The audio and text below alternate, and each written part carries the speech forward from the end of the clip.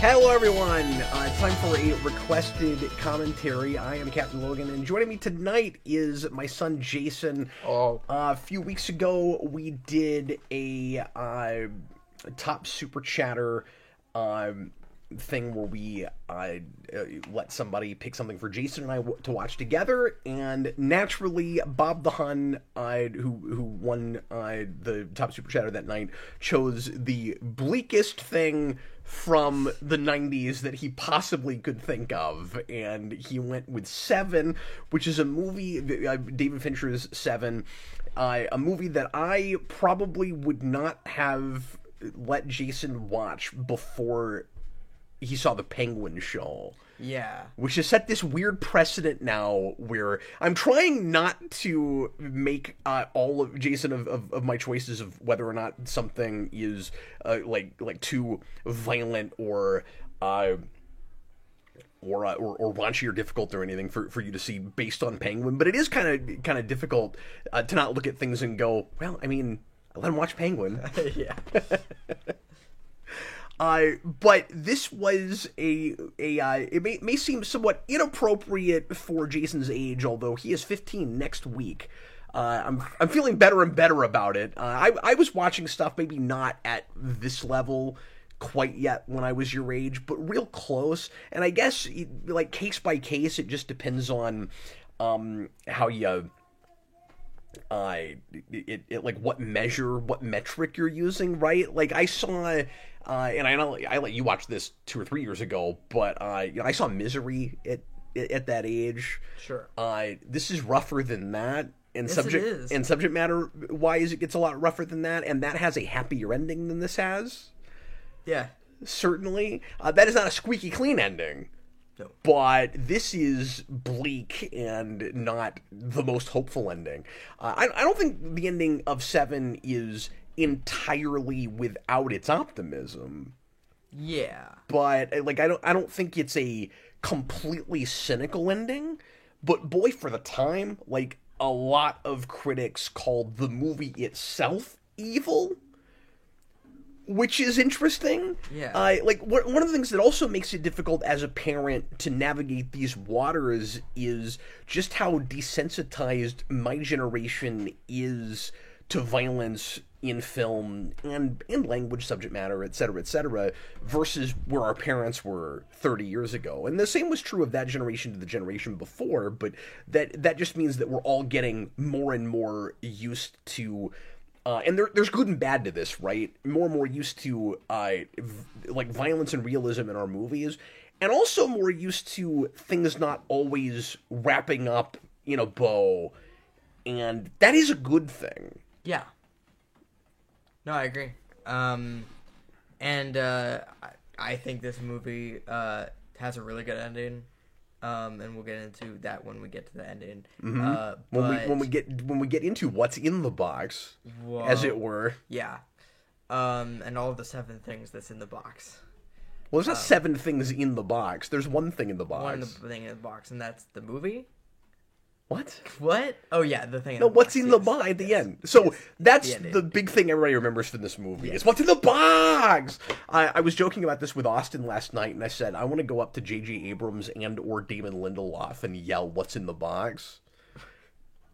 Because those are the mystery box guys. I want to just be like, "What's in the box?" Like hand them a copy of Seven and go, "What's in the box?" Yeah, I'd probably get hauled to jail for lunacy, but there's a it's part of me that wants to do that. But according to the logic of this movie, you have a really good chance of getting off without any major punishment by just declaring yourself insane, which is not exactly how it works. But I do think that's kind of amusing when John Doe's like, "Well, I'll just plead insanity." I'm like, that rarely works though. Yeah. Yeah. I've now thrown out my one big criticism I of don't this know movie, exactly but... how insanity works, but and like all the like courtroom stuff. I don't like. I might ask you a couple of questions. Okay, sure. Not that I'm an expert or anything, Yeah. but I've certainly watched more of this kind of stuff than you have. Yes. This is more and more becoming Jason's genre, I think, which I guess I'm not sure how to feel about that, mood but that's what I mean. Yeah. But like, I think you like crime drama. I think you like psychological thriller type stuff. It's fair. It's a lot more of the psychological thriller side of it that I really like. But like you love the Penguin. You love the Batman. You love the Penguin. Like straight up crime drama stuff. Yeah. And the Batman is looking at David Fincher really hard, and particularly this movie, which I started to say earlier. That's the way in which it was appropriate for you. Is I think Bob the Hun was possibly, and he's in the comments, he can tell us, but I think he was possibly thinking, let's look at Seven because of how integral it is to the Batman coming together the way it does. But we'll talk about this as we get into it. I found some parallels to The Dark Knight also, and I think Nolan has maybe even talked about this as an influence on that also. So it's interesting how much just Batman it happens the way it does because of this movie. But this is a massively influential movie, and not a thing that did very. Like it could be. Yeah, not a thing that did very well at the box office, or like. Well, you know what? I say that. Actually, it did do really well, but some of the critics weren't sure about it. That's what I read. That's what it was. But no, it was a surprise sleeper hit. It was like 7th highest grossing movie of the year. Wow, that's pretty funny. That's true. Now that I say that. Yeah. But yeah. Anyway, no. For a second, I don't know why my knowledge was failing me, and then I was like, wait, no, I just read about this. This movie did really well. But anyway, yeah, more influential than I think it gets credit for sometimes, and it's also really interesting, of course, that then David Fincher goes on to make Zodiac, because the Zodiac Killer was a big influence on this movie too. So I mean, I guess it was just kind of a natural fit. But that's almost like a spiritual sequel to this in my mind, even though that's based on real events. But we'll talk about some of that also. Anyway, if you want to watch it with us, and we encourage you to do that, make sure to get out however you're planning on watching it, and Blu-ray, DVD. We're gonna watch it on Amazon. I don't currently own a copy of this. I need to get my hands on this. And it's not streaming anywhere for free except for Tubi, which you have to watch with commercials, so you wouldn't be able to follow with us if you did it that way. So $4 rental on Amazon, that's how we're doing it. So unfortunately, you got to pay for it if you don't already have a way to watch it.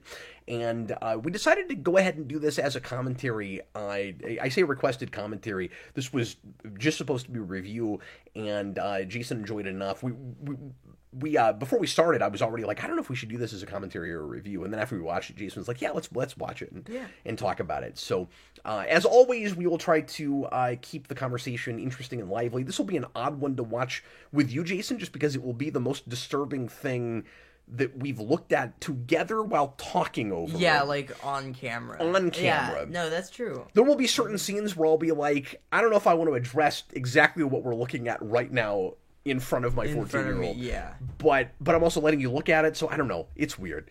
We just you can tell talk about there's cheese. Bits of this that I feel a little bit uncomfortable about, but I also know my son, and I was with him watching this, and I could tell he's handling it, and he's thoughtful about it, and he's not just enjoying it because there's, you know, horrible things happening to people. But anyway, let's go ahead and get into it, guys. I've got the timer there if you need a timestamp, and away we go. Let me get my sound set up here.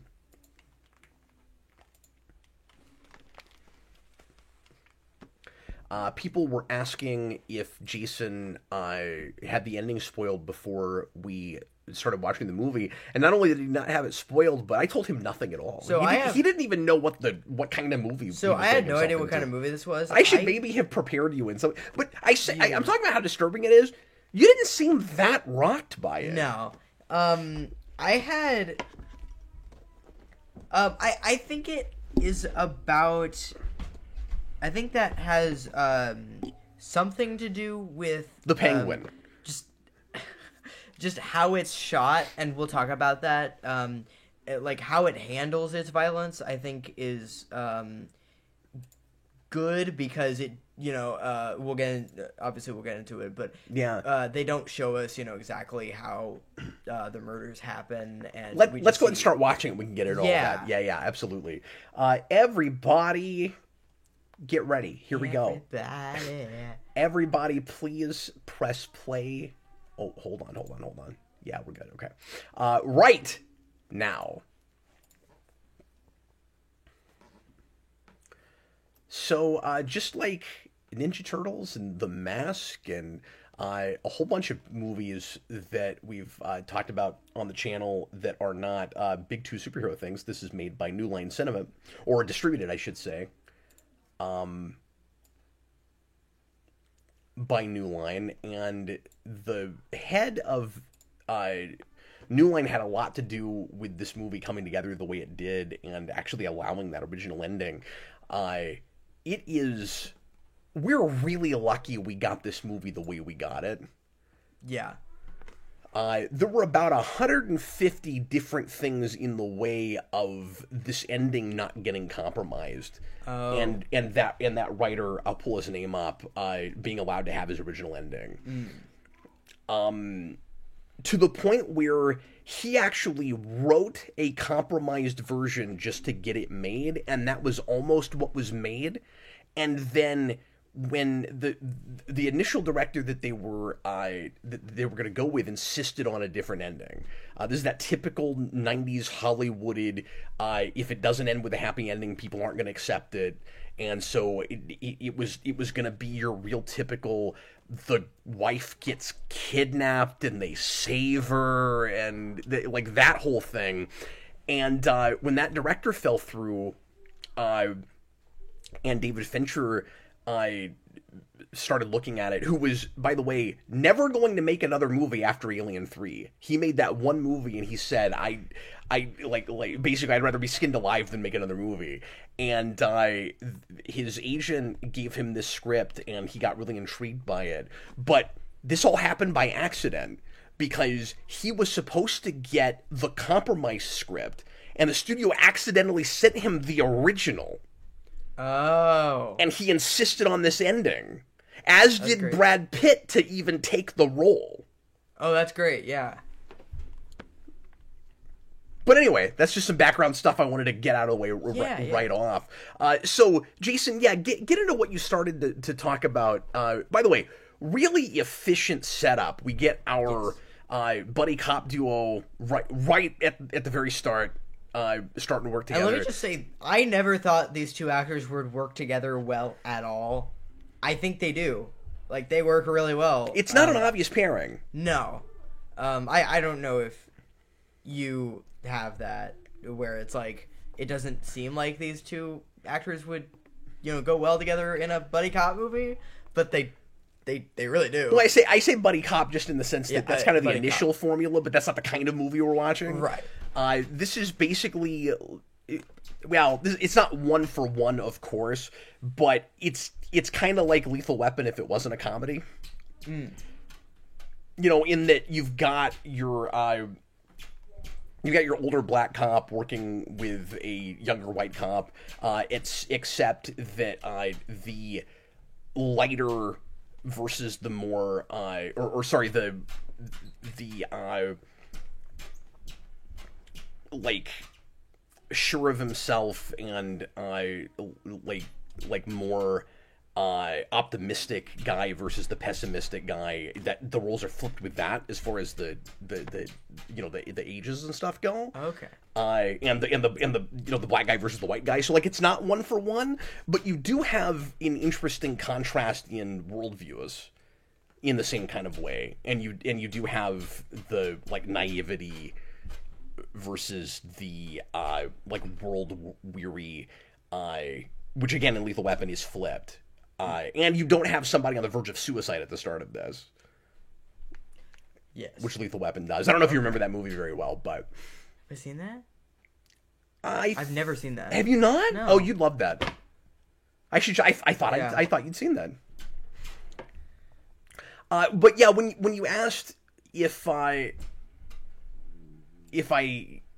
would have expected these actors not to work well together. They're just such major, like, especially at this point, like, seasoned stars, that it seemed inevitable that at some point these two would wind up together. Maybe not as a cop duo, but, in something. This is a real timeless kind of movie for me. I think it's kind of hard to tell if you don't know exactly what year it's made in. Yeah. No, I agree. It feels a little ahead of its time in that way. Yeah.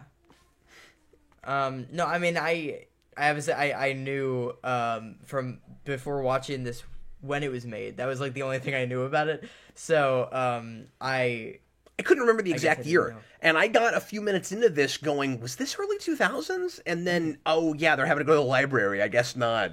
Yeah. Well, and I know you said you were like, oh, this is kind of a young Morgan Freeman, at least, for Morgan Freeman. Yeah, it's so funny to say that, because he doesn't look like a young guy, but I'm used to a 70, 80-year-old Morgan Freeman. Yeah. So yeah, this is a young-looking Morgan Freeman. It's kind of like when you look at Ian McKellen in early 90s movies. Like, wow, that's a young Ian McKellen. Weird. But, like, he's not a young guy. Right. You go back and look at him in, like, The Shadow or something. Yeah. But yeah, you didn't tell me anything about this movie. This movie, does this music not sound Marilyn Manson inspired to you? A little bit, yeah. I did not have that thought before. Oh, well, it is. It's that song. Sorry, I forgot that they just straight up used that. Yeah. I don't know this movie super well. We watched it a couple days ago in preparation for this, but so now I feel like an idiot. This is my second time watching it. I shouldn't have said your that. Third time watching it. But yeah, this is a Howard Shore score, and he also scored Silence of the Lambs, and that's a movie that, of course, this gets compared to a lot, and would have been compared to more than anything at that time, because there's only a couple of years after Silence of the Lambs, and they're both respectively about serial killers. Yeah, and I have not seen that either. And about cops chasing serial killers, except that's a singular cop, working on her own, but working with a serial killer to catch a serial killer. Oh, that's interesting. Yeah. Cool. You'd love that movie too. Yeah. And I guess I'm okay showing you that now, because you've seen this. Like, anyway. Yeah, the way this movie, like the title, like I only knew the title and when it came out. So I was like, okay, this is a 95 movie. So it's going to be very 90s, but it's not, and it's stylized says 7, and it's got a 7 as the V, even though the 7 doesn't look anything like a V, but it is. I thought it would be like a horror film, because it just the title kind of feels like a horror film. And then I watched it, and especially the look of it, yeah, the like chicken scratch, yeah, serial killer leaving you messages, and then I start this movie, and it's this like detective story, and I'm like, oh, completely switch gears. Okay, I was like, oh, now I have to get in the mood for this, which isn't hard, but it's interesting how I was, I wonder if what I was imagining would be better. I feel like this is better than anything else that would have been, Well, and this could have been, premise-wise, this could have been a straight-up slasher kind of movie, I guess. Yeah. There's always that angle you could take with this kind of thing, but it's more sophisticated than that. It's a detective story first, but it's certainly got its horror elements. Yes. And it's certainly, by the end, as disturbing as it could have been as a straight-up horror thing. Just idea-wise, just thematically. But I think tempered by its character focus, and is, as you suggested, I can't remember if you said this on camera, off camera, maybe just when we started you said this, but the fact that we're not seeing a lot of the violence happen. Yeah, you did say that. Yes. We're not actually seeing a lot of the violence. When you get to the end and we find out what's in the box, you never see it. Yeah, no. Yeah. I know they used like a mannequin head with a wig, like in the box. I don't know if when you open you see a little bit of the hair. I know you see it for like a frame, or if they just put that in there because they felt like they just wanted the thing that it is to be in the box somehow. I don't know, but I can't remember if you actually see it. Yeah, but also it's interesting because Better Homes and Gardens is a great line. It's still I don't think it would matter if you saw the head or not. It still has that like kind of hard-hitting like kind of reveal. I guess I'd have to see what it looked like and how it was handled. I don't know if, and again, desensitized. I've seen so many severed heads in movies now that I can't help but wonder if it would be more or less impactful to actually see it. Yeah. You know, if this was Breaking Bad, you just straight up see it. And that it's pretty horrific when you get the guy's head, mounted on a turtle walking around. But I don't know if that would have the same, because that happens. Yeah, Tortuga, because there's this guy named Tortuga, which is turtle in Spanish. Yes. And then his head gets severed and then put on a turtle, and it's really messed up. Wow. That happens. I just spoiled that for you when we get to Breaking Bad, but what the heck, Dad? That happens. But yeah, when you were talking about not seeing violence and that making it, kind of easier to stomach, I thought you were going to talk about just how like stylized the movie is. Oh yeah, well, and I was getting to that. Yeah, I was. But was that part of it too? Yeah.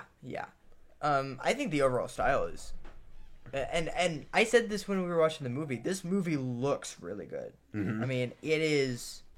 I think it's well directed. I think just like it.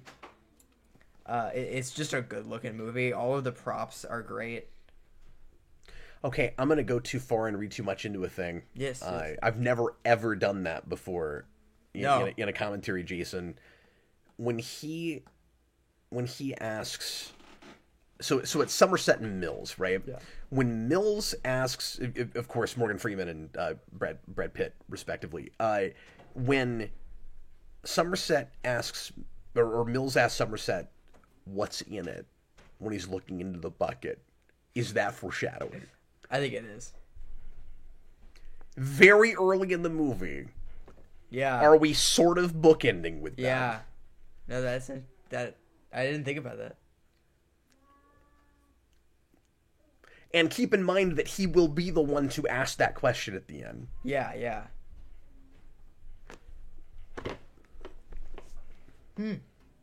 That also could be a total happy accident. Yeah.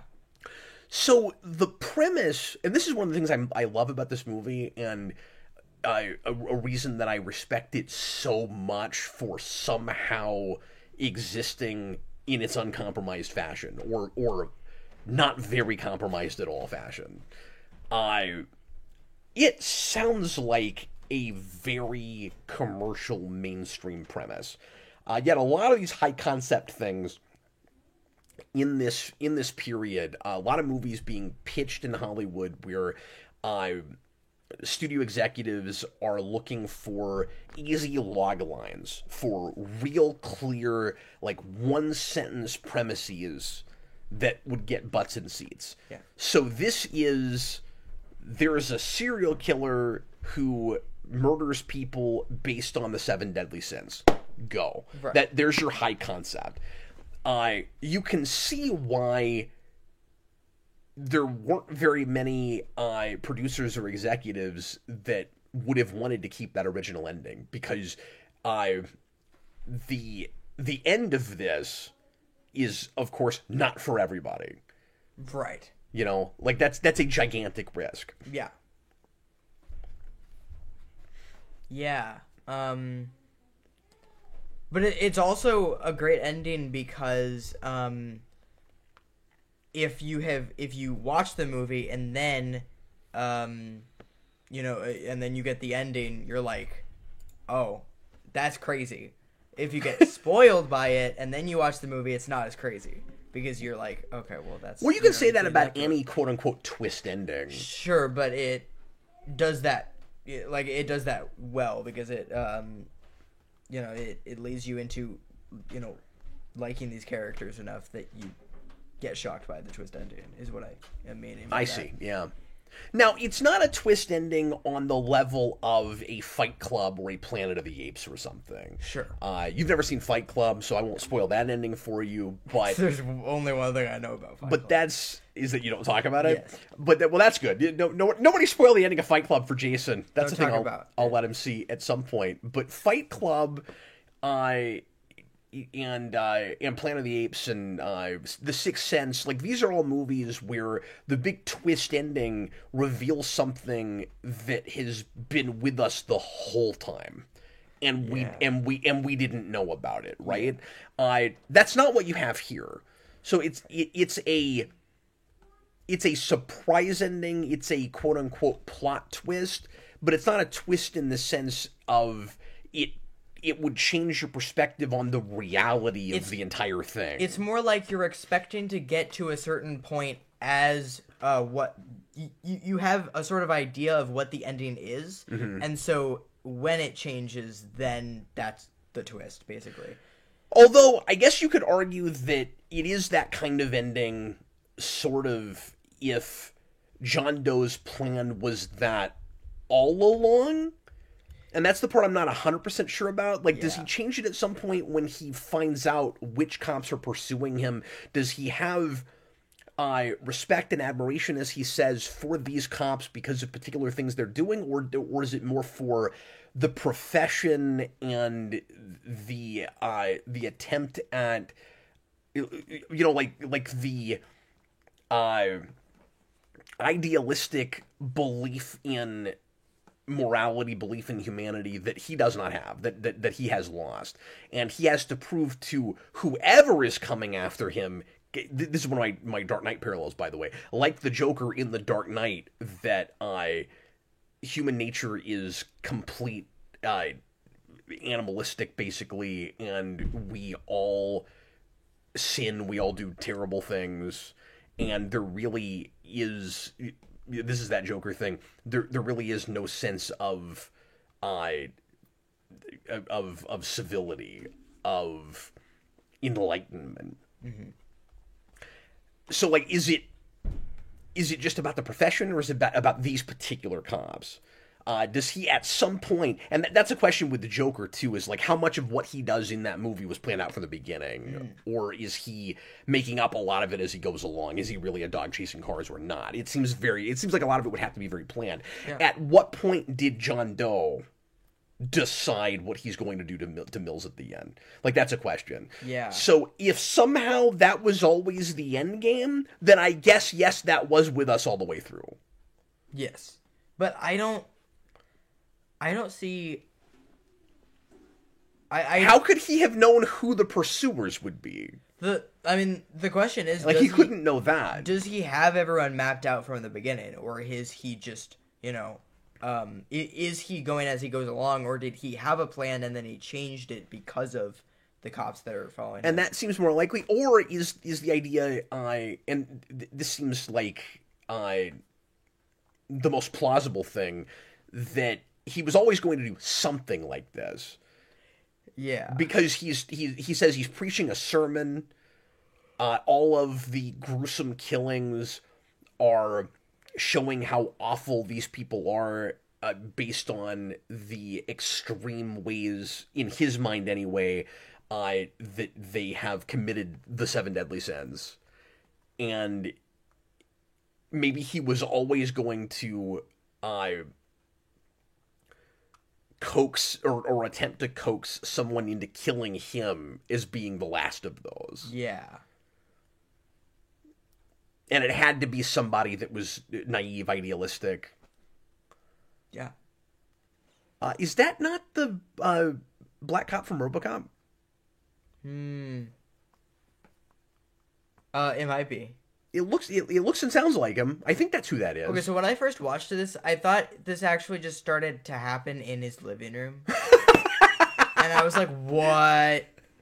Because because that room looks a lot like the room we were previously in. Like, it has the same kind of desk. So I thought he just... Because he was standing in the same spot of his room, too. Jason, that was in fact not the room where it happens. Yeah. RJ Godzilla, 7 6 Sense, Planet of the Apes all have endings that if it gets spoiled, it ruins the movie. Yep, that is true. But I was trying to decide if this counts in the same category as those, and to some degree, I guess it must. Mm-hmm.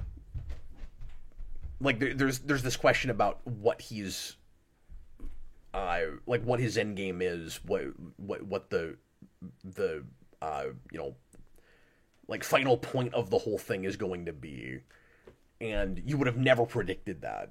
Yeah. Like, exactly what it is. Yeah, I don't think that's who that is. Is that not who that is? No, I don't think Maybe so. I'm thinking of him from something else, but I know I've seen that guy as a cop in something else. Okay. No, not Morgan. I'm not talking about Morgan Freeman. I'm talking about the guy that was on TV. So, Jason, you'll have to watch Zodiac at some point. I've done a commentary on that also, by the way. I did that with DJ. And Zodiac, so again, also David Fincher.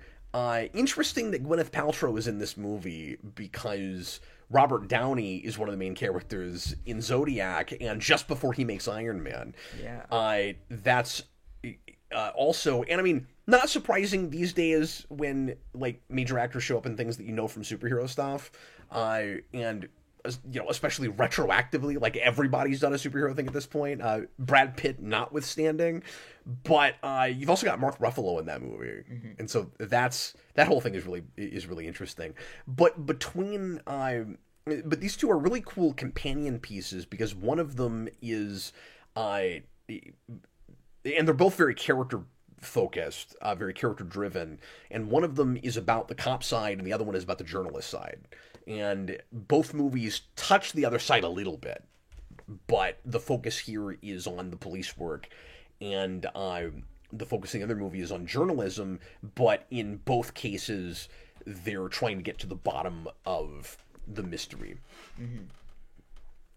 And in both cases, interestingly, the investigators don't actually really solve the case. Because in this, and maybe this is a good point to start getting into influences and parallels with the Batman. But in this, Pineapple. Oh wow! Look, he's got a pineapple on his. Yeah, nobody's ever gonna eat that burrito now. Yeah. There's a lot of really gross places in this. Yeah. And apparently they shot on location in a lot of actual gross places. Oh, wow. I read about some stuff I don't even want to bring up on camera. Wow, okay. So I'm wondering if later John Doe will be like, you know, I'm impressed by you, detectives. Yeah. I'm wondering if that's because the detectives kind of, like, start to figure out his plan, like, kind of. I wonder if he just thinks they're good detectives, or if he's just like... He's got to get a move on it. Yeah. Like, they helped him to keep going because they figured out what it was, and so, you know, because they're good detectives, he gets to keep the plot going for this movie. Basically. Yeah, so that writer, and I was gonna name him earlier, made that as a really deliberate choice. So that's Andrew Kevin Walker. He does that as a deliberate choice to try to subvert audience expectation, and I do think it works. But it is one of the story choices that feels maybe more about making the audience feel a certain way than it is about what that character like would or wouldn't do. Where like he he's a serial killer with his own logic, and like the world looks very different to him, and there is method to his madness, but we can't fully understand that guy, and we shouldn't fully understand that guy. But you could maybe call out that a little bit of a cop-out in explaining why exactly he presents himself to them when he does. I didn't question it. I think it totally works. But the more I read about it, it seems like that is one of the choices in this movie that is specifically about making the audience uncomfortable. Mm-hmm. Because, like pushing against formula. We expect these detectives to, in a very clean, 100% methodical way, figure out who the serial killer is and bring him to justice. And for the sake of the story, it also is a great choice because it drives home Morgan Freeman's character's plight in not always being able to bring criminals to justice. Yeah. And part of the reason he wants to quit the force, the reason he's wanting to retire, is because he is feeling jaded and more cynical about the work, and wants to be more like Mills in believing that you're always going to be able to solve these crimes, and he's just had too many experiences where that's not true. Mm-hmm. And he's questioning whether the city is even worth saving. We are getting into a very kind of Batman Gotham plays. Played out earlier, said this movie was shot partly in Gotham, which is hilarious because it absolutely looks like Gotham. Particularly now that we have the Batman, which is looking at this visually as much as, with thematic and character stuff. Some people have complained that the Batman is ripping this movie off too much, that it's almost like a 1-for-1 remake of Seven. It's not. I don't buy into that at all. And in comparing it to Joker in stealing like premises and whole major plot points and even scenes from other movies. Because Joker does that with Scorsese, with Taxi Driver, and with King of Comedy. This doesn't do that. There are a couple of big beats. Yeah. But I think even those are a little bit more subtle than what Joker is doing with the Scorsese movies. With this, it's or with the Batman, I should say. One of the big things is the Batman doesn't, or I should say, Batman doesn't really figure out like the mystery all by himself.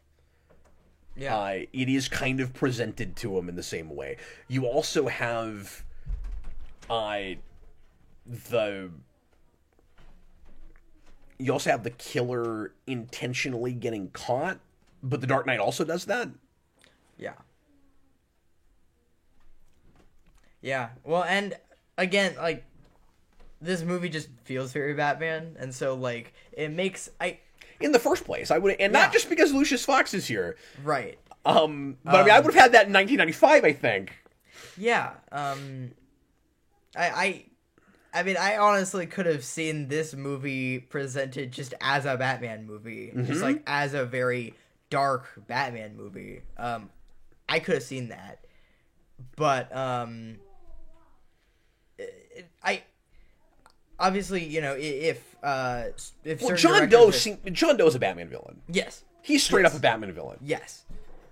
If directors have gone out and said this is influenced by Seven, then I see that definitely. But also, I think really any Batman movie could be influenced by this in some way, just because this is influenced by Batman, or at least it seems to be a very Batman kind of thing. Yeah, I honestly doubt if that writer or Fincher are thinking about Batman. I think it's more that dark, straightforward detective stories in Batman, particularly like late '80s, early '90s stuff. The stuff I'm always talking about, like Alan Grant's work and Denny O'Neil and you know, like Doug Mensch, like some of those guys. They're telling similar kinds of stories to this, where like you've got this killer, and there seems to be a pattern, and we're trying to catch him before too many other people die, and we're dealing with madness. We're dealing with the question of if there are some people that are straight up not human anymore. Mm-hmm. Effing Dante. That is the funniest line reading in the entire movie. So it's really funny. So why is it always raining in this movie? See, because it's Gotham. Yeah. That's one of the things that makes it feel very Batman. It's that stylistic choice. I mean, Daredevil does it too. Yeah. This is. Yeah. You mean Daredevil the show or Daredevil the movie? Both, really. But I don't, except with the movie, it's much more specific to moments that it wants to kind of highlight with Rain, where it's like, we're on the roof and we really need Matt Murdock to be able to quote unquote see Elektra right now, so it's raining and we're at a funeral and that's sad, and he wants to see her again but she's not gonna let him, so it starts raining and then she puts the umbrella up. Like, the universe has read the script. Yes. And that's why it's raining. The weather has read the script. Also, I would say this movie is just a little bit more stylistic than Daredevil the movie. It's more confidently put together, that's for sure. Yeah. But I was gonna say, this just kept reminding me of things that came after it, and going back to it, and particularly comic book stuff. And I can't help but think that all of the stuff I was thinking of have to be looking at this on at least some level. There's a little bit of this in the first season Daredevil too. Both visually and in character stuff. Like, Somerset reminds me a little bit of Ben Urich in that show.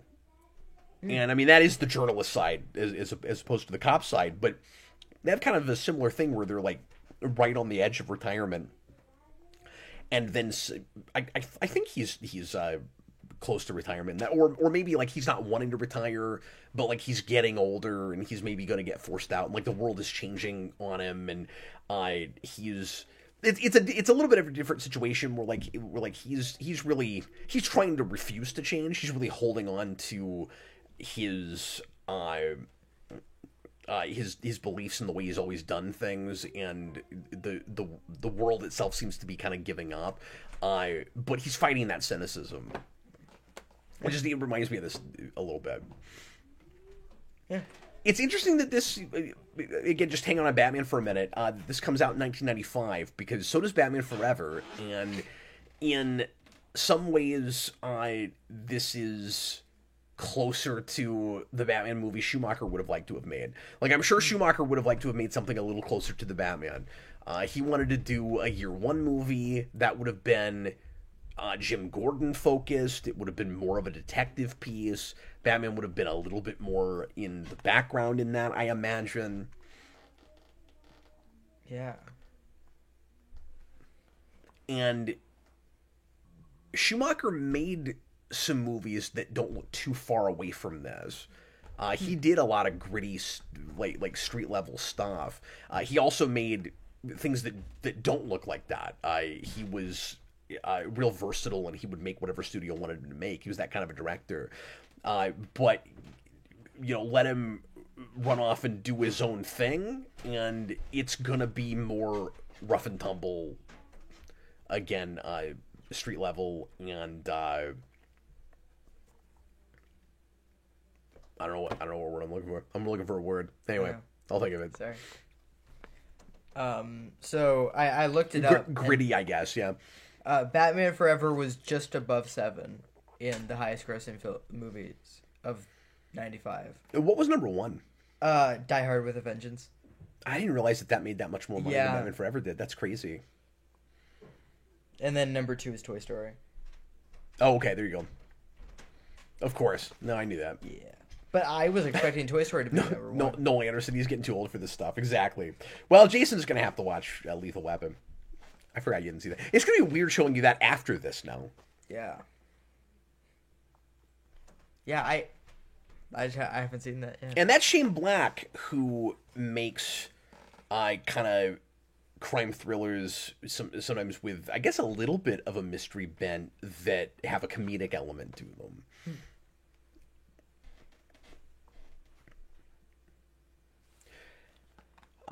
And the, Mills' home life and the Somerset meeting his wife and everything also reminded me a little bit of Lethal Weapon. But again, with those characters, it's flipped. Sure. Because it's the older guy who's got the family in that. Yeah. So. And then the younger guy lives in a trailer and is constantly contemplating suicide. Anyway, sorry. So they're basically living in the Mary Poppins house, where they have to it keeps because it keeps shaking. Oh, that's true. That's really funny. All they need is an elderly army veteran next door shooting a cannon. Yeah. I think when the moment where they all start laughing about that is wonderful and is really endearing. This is just a really solid, believable script. Mm-hmm. There's so much positive and negative realism in this, and the ending is much more impactful because you like these people, but you also see the flaws in them, certainly. I keep going back to this, but it would have been just tragic if you had the obvious Hollywood ending, because all roads are leading to what happens at the end of this. Yeah. And I think an argument could be made for... This is one of the things I like about that ending. For Mills doesn't necessarily have to shoot John Doe for the story to work. It's a harsher, much sadder ending because it kind of feels like the bad guy wins in a way. We'll talk about that when we get there. But what I love about it is you have this, again, idealistic but impulsive guy who's too passionate for his own good and who has too much to lose. So this is all very important. Yeah. And you get to the end of the movie, and he has the classic opportunity for change. Yes. And you kind of... And I'm not saying it's good because... And this is almost like a dirty phrase for a lot of people these days after Last Jedi, even this many years later, but subverting expectations. It's not good just because it does that. It's good because it doesn't go for the formulaic choice just to make us feel good at the end. It's also not good just because it's trying to make us uncomfortable. But it is logical but also risky in a good way to allow us to be that uncomfortable. There is a point being made there, which is evil exists, and we're all capable of it.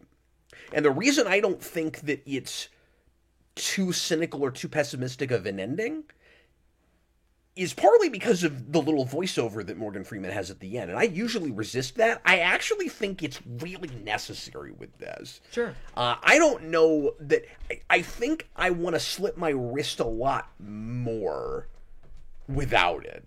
Mm-hmm. You know what I mean? I think it's bleaker and feels like there's not really any hope in it because if you don't have that, but because you have that, the hope is in, well, if real evil exists and we're all capable of it, the opposite must be true. We're also all capable of not going there. Yeah. And so when he says, I agree with that second part, and that's just lovely writing, by the way, that it's more or less a good world and it's worth saving. He says it's worth saving. I think the point of that is we all have a choice. And tragically, our young, naive cop does not make the right choice. Arguably. But you also really sympathize with him. You also go, if I have that gun, I don't know if I can keep myself from shooting that guy. Yeah. Yeah, well, and it's like, well, then what are, what's going to happen to him, after he shoots? It's just kind of... And I like how ambiguous that is. Yeah, yeah. When he says take care of him, I don't know what happens to him. Yeah.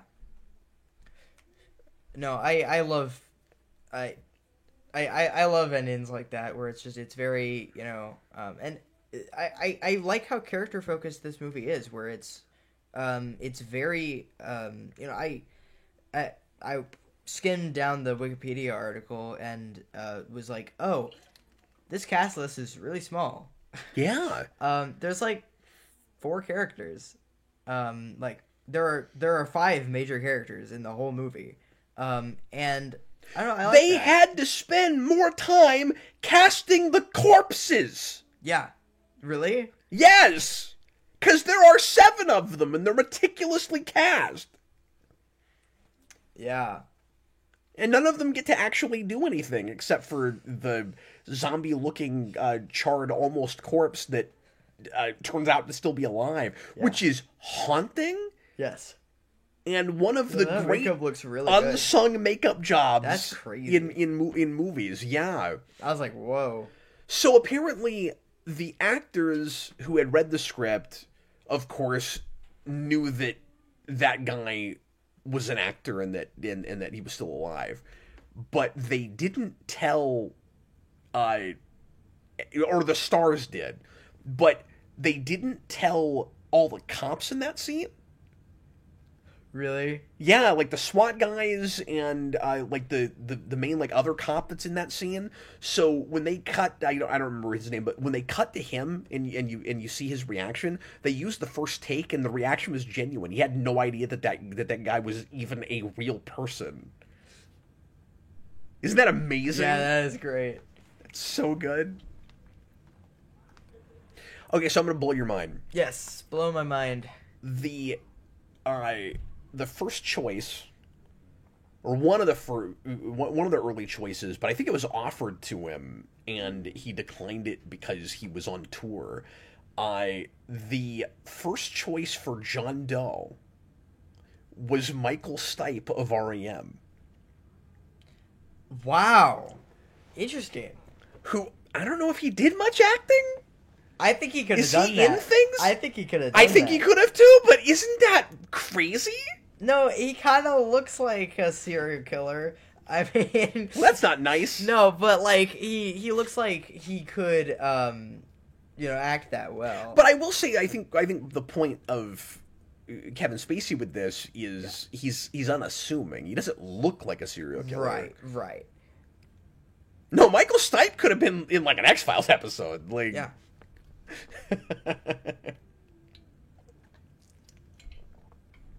Dan Sten says, "Oh, sorry about that, folks. The casting of John Doe was intentionally supposed to be a surprise. I did not know that. I don't know if they sold it on Spacey at all. But I came into this having not seen it in a while, not immediately remembering Spacey was in it, and then as soon as he talks on the phone, oh yeah, that's right. I remember that." And of course, it's weird going back and watching things with Spacey in it now. Like, we won't get into cancellation and the horrible things he's accused of and all of that.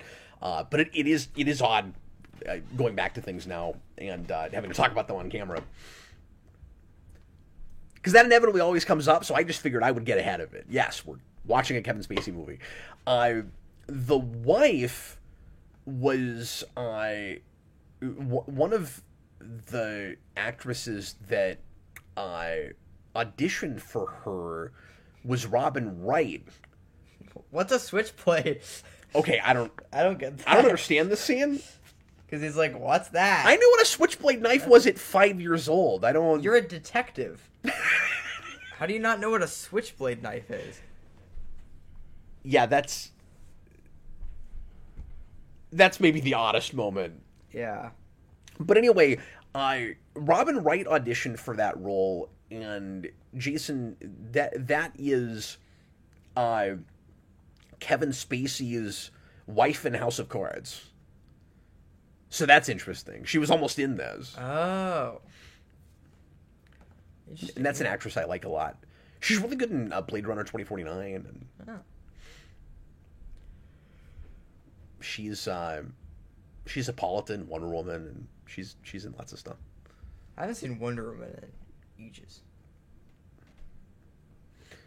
Dan's Den says Spacey is unbilled in the opening. Oh, yeah. I wasn't paying attention to that, but that makes sense.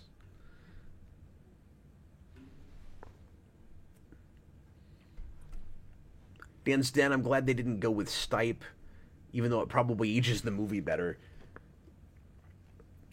Sure, but I mean, Kevin Spacey's been in like 500 movies, so...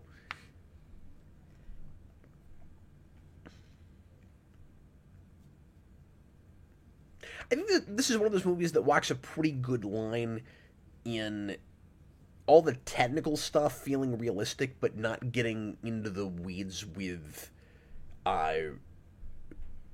like vernacular and technobabble. Mm-hmm. Jodie Foster told me to do it. See, they even had to reference Silence of the Lambs. Yeah.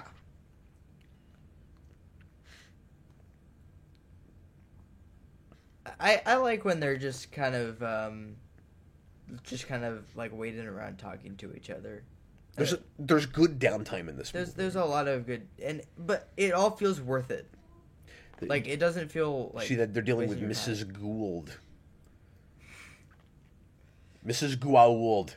Like, there's a lot of stuff in this movie where it's like, it might not be super, like, interesting to the plot, but it's worth it. Like, these scenes are very, needed.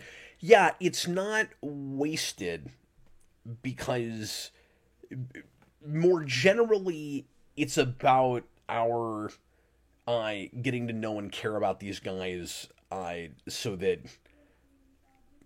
it will really eviscerate us when things go awry at the end. But also, and just because writing 101 stuff, you want these protagonists that you're following to be sympathetic in some way, and you want to believe them. But the other thing is, again, writing 101, this movie understands that you want your details to always reveal something about your characters, and we're constantly exploring the differences in these guys' worldview all the way through.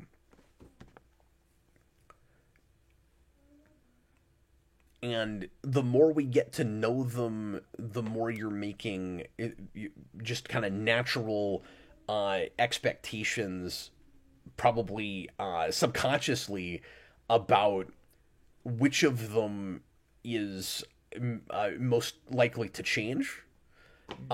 You think it's gonna be the young sort of rookie cop. He's not really a rookie, but comparatively, like he's the new guy. He's the guy that's gonna come in and clean up the town, right? He's gonna bring in all the serial killers, and he can make the city a better place. He thinks he's Batman, and like he's gonna be he's like the new Jim Gordon that just got to Gotham before he's been there for 10 years and lost his soul, or is trying not to lose his soul, right? So that's the guy that you expect to change. Yeah.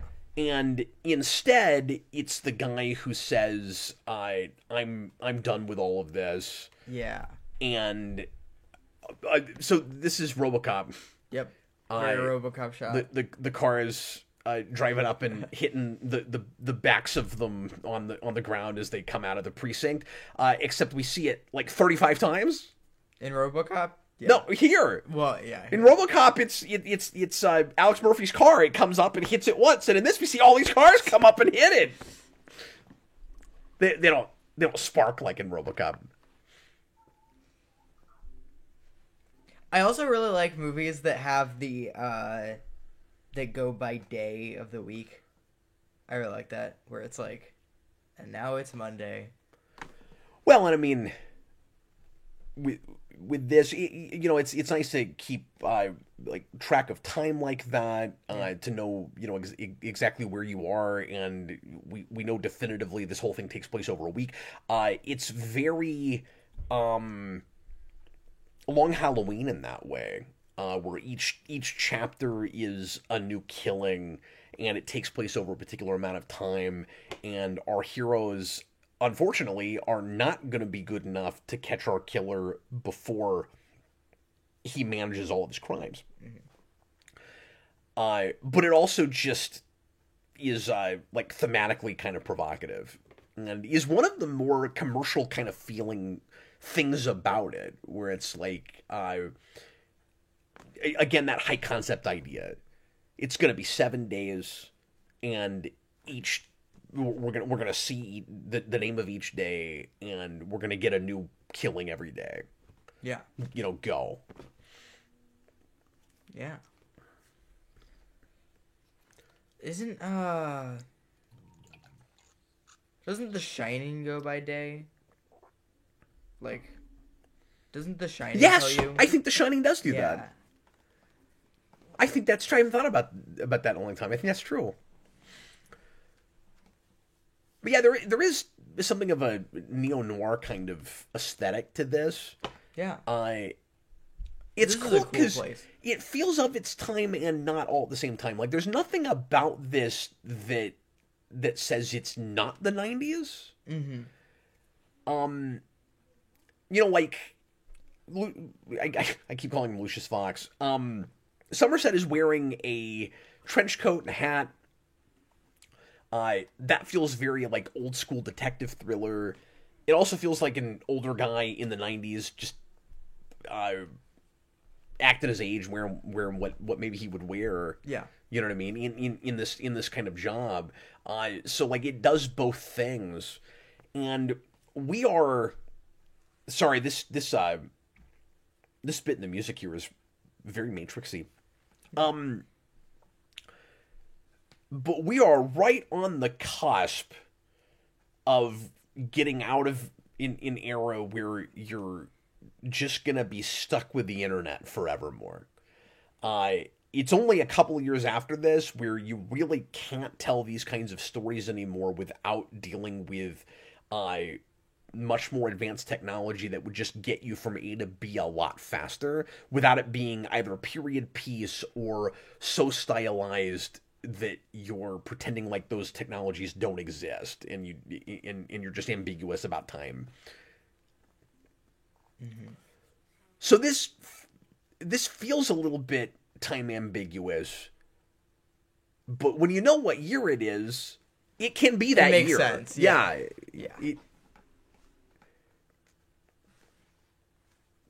But this is 95. By 97, 98, we're already usually, like, looking stuff up on computers. Yeah, and we're gonna get to, like, and we've seen, like, the library is a big part of this, and just, like, all of the, you know, the detectives have to do their work, you know, by reading things, and, you know.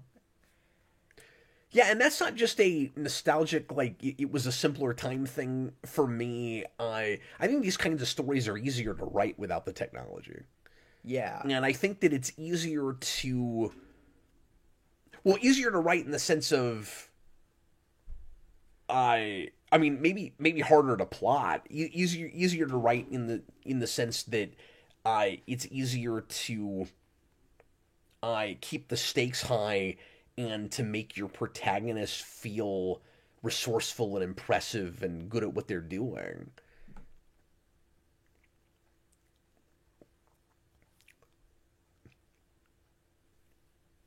This is such a chilling moment. Yeah.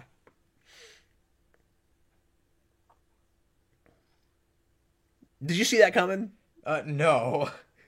No. When I first watched it, no. Did you think you were gonna see a zombie in this movie? No. Wow, this movie's crazy. That is the beginning of David Fincher's zombie apocalypse, folks. Whoa. Did he ever do a zombie apocalypse movie? No, but it would have been great. That would have been awesome. And Fincher should have made a Batman movie, obviously. Right. So, here's a question. Mm-hmm. Do you think Morgan Freeman's character and casting in this has anything to do with the choice of casting for Gordon in the Batman? Maybe. Because, I mean, we know this movie was a huge influence on that. Yeah. And I imagine Matt Reeves saw a lot of different actors. Like, I doubt if he started with Gordon must be a black man, but I kind of wonder about it, because... Yeah. And not just that they're both African American, but that, I mean, there's similarities in the way those characters are being portrayed, I think. Yeah, yeah. No, I can see it. And, like, I never would have seen Morgan Freeman as a Jim Gordon, but after the Batman, if you go back 30 years, I could have seen it. Yeah. You know, I think he would be a better Lucius Fox myself. Well, you're in luck, Jason. Really? Yeah, so like I said, obviously there's a lot of this in the Batman, but it's interesting that you have a couple of pretty major plot points in Dark Knight that parallel this, if not were also borrowed from it. With the Joker getting captured on purpose, and the parallels in the point that your psychopaths are making, the nihilism of it all. Yeah, no, that makes sense. One of them is much more self-righteous about it than the other, where the Joker is chaos, and this guy is, in his twisted mind, kind of about justice, but it's still this nihilistic idea of, like, we all are horrible sinners that deserve what's coming to us. Yeah. Yeah, I think it would be interesting to go back to both The Dark Knight and The Batman after watching this. After seeing this, yeah. Yeah. Because I don't think I can make any specific,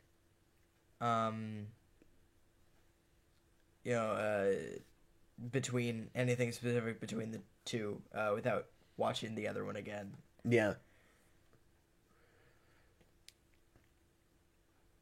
Yeah, and another thing that The Dark Knight does that this also does is you have, in a way, a good man pursuing justice who is corrupted by the end. Who is manipulated into doing the wrong thing and proving the psychopath's point, because Harvey Dent does the same thing. And for a similar reason, right? Like, Joker kills Rachel, and then Harvey Dent loses it, and he goes after everyone he blames for it, and he murders them. And so he does this more gradually and over time, but Mills, it's the same thing. It's just, it's not the start of this downward spiral where now he's going to become a supervillain. It's more just the end of the movie. Yeah. It's exactly. kind of, But there's a clear parallel there. Yeah. Where with Mills, it's the end of his arc. And with Harvey Dent, it's the beginning of one of his arcs. Yeah.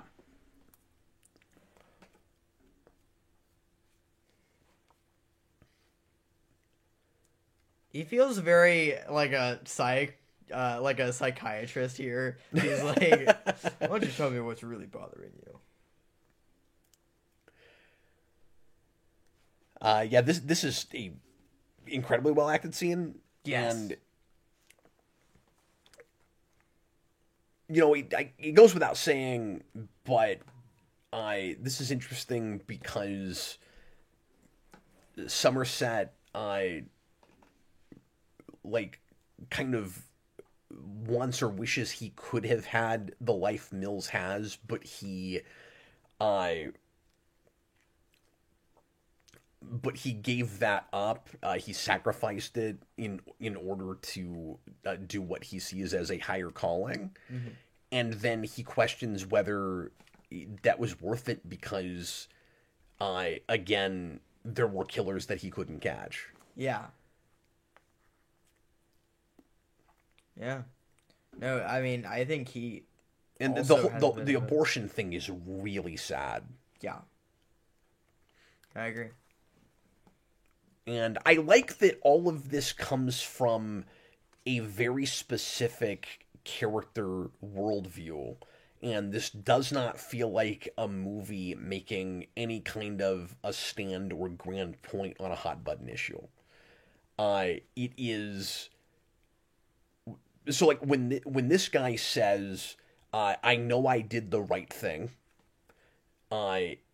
he's actually saying it right now.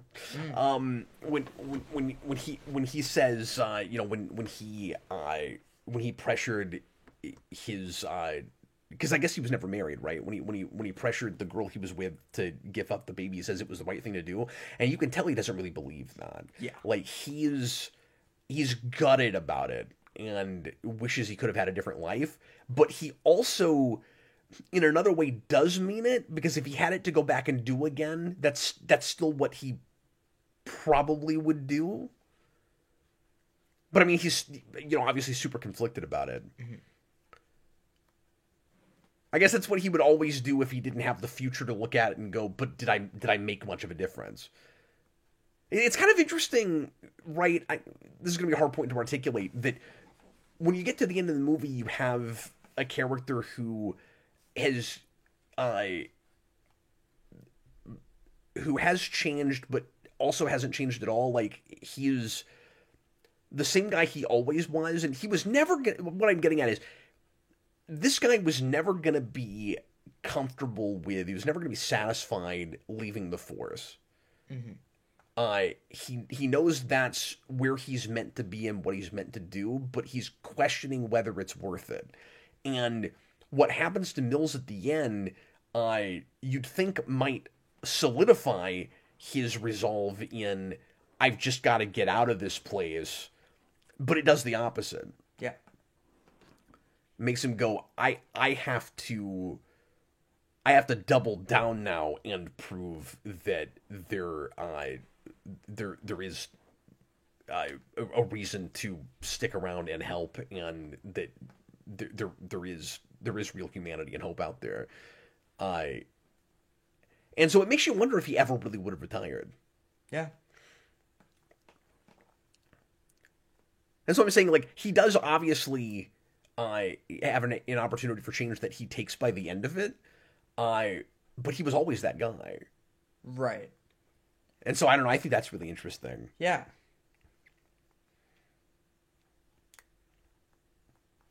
Yeah, just what, well, and we talked about, the ending with Mills, and, how that's kind of, we don't know what's going on there, what happens with Somerset after, that's another thing. Well, I don't think that's as ambiguous. Mm-hmm. When he says, and again, the voiceover tells you everything. Yeah. He's going back to work. Mm-hmm.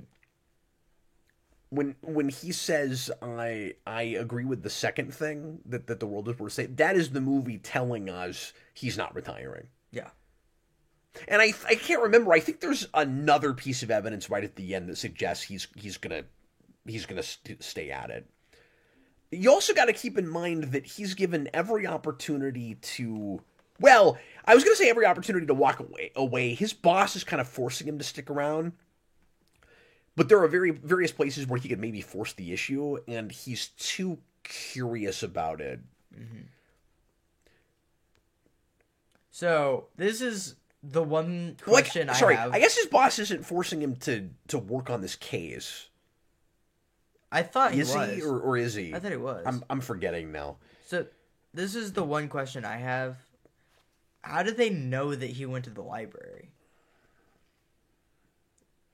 Like, couldn't he have just like bought books from a bookstore? Yes. Or something? Like, yeah, that plot point is... There's a couple of kind of cheats like that. They got really lucky that he actually went to the library, I think. Mm-hmm. Yeah, I said at the beginning I threw out my one complaint. I forgot about that. Yeah. There's a couple of kind of easy cheats like that. The idea is this Detective Flash from Batman Begins? Is this another Batman Begins? I can't even say alum. It's 10 years after this. I'm pretty sure that's who that is. Yeah. What's the matter? You don't like falafel?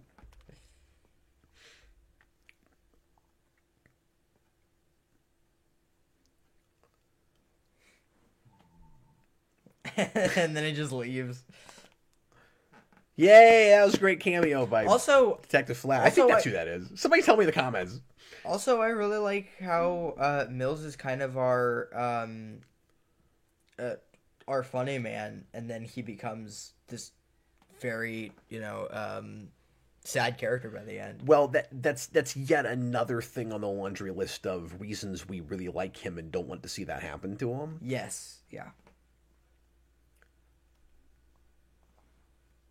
And also is part of what lets us know that he is not...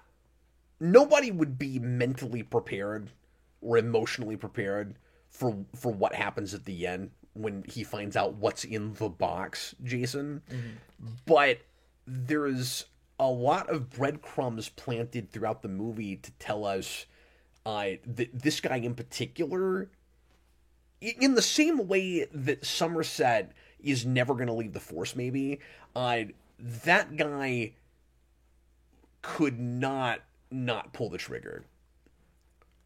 Mm-hmm. Right? Like, he's too young, he's too impulsive, again, he's too passionate, and he, in a weird way, maybe believes too much in people.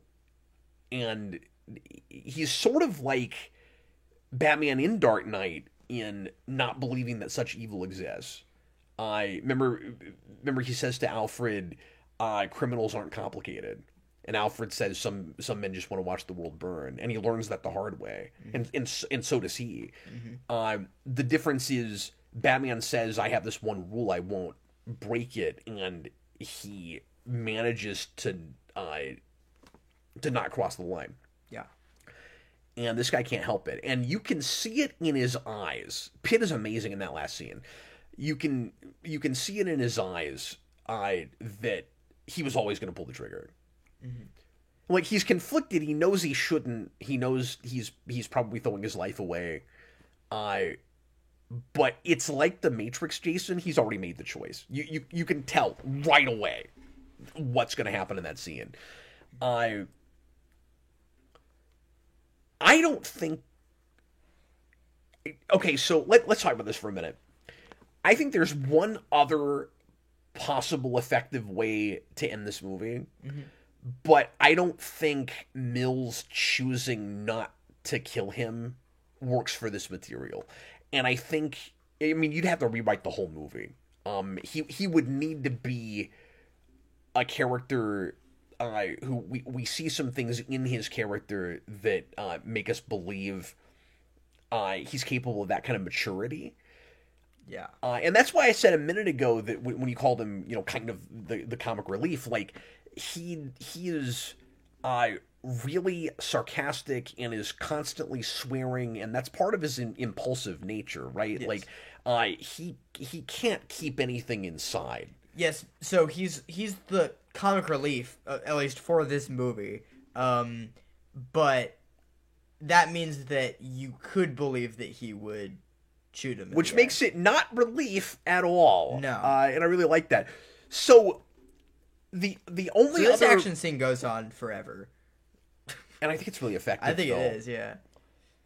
And it's shot really well. Well, and you gotta love the mystery of it, where, like, we know that the person shooting them is probably the actual serial killer, and it takes us forever before we see who he is and what he looks like. And, yeah.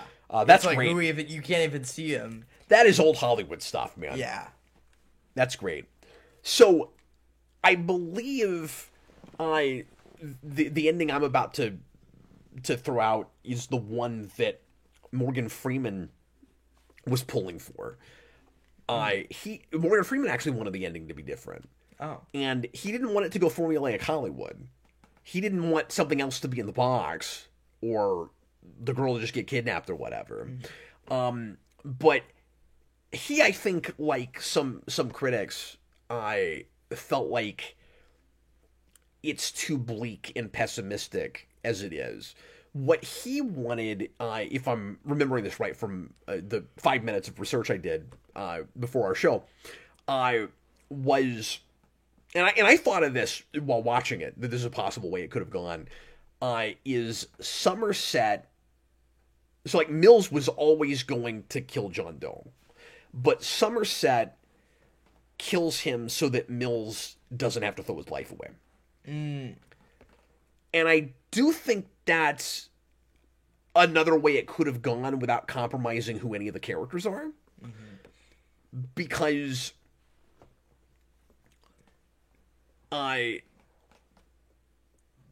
Somerset, and for Somerset, that's a bleaker ending.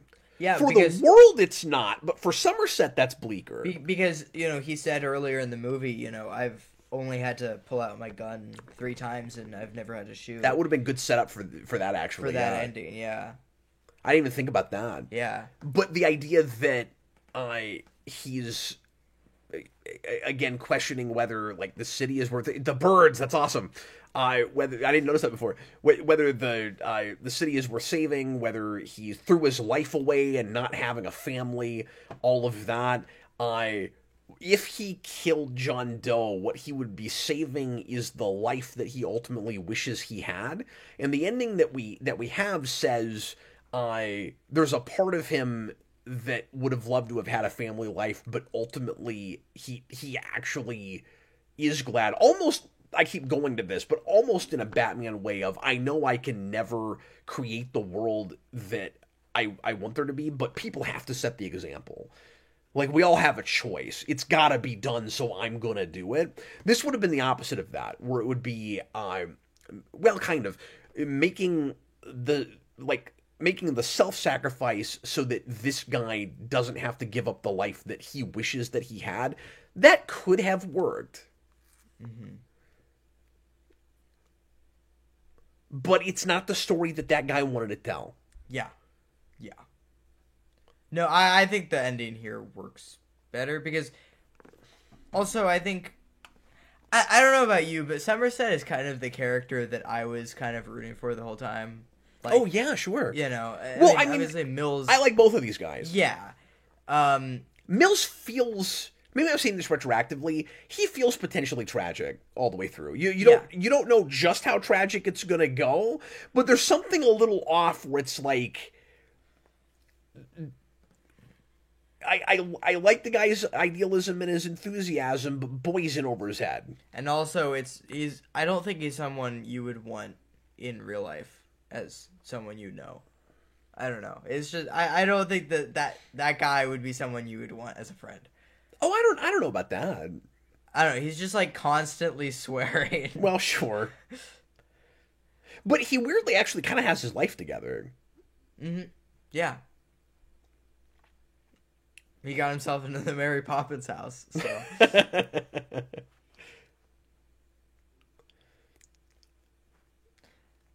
How did they get the camera in all these little spots? That's what I want. Oh yeah, it's impressive. It's still raining, by the way. Oh no. Oh yeah, it's even raining here. It's always raining.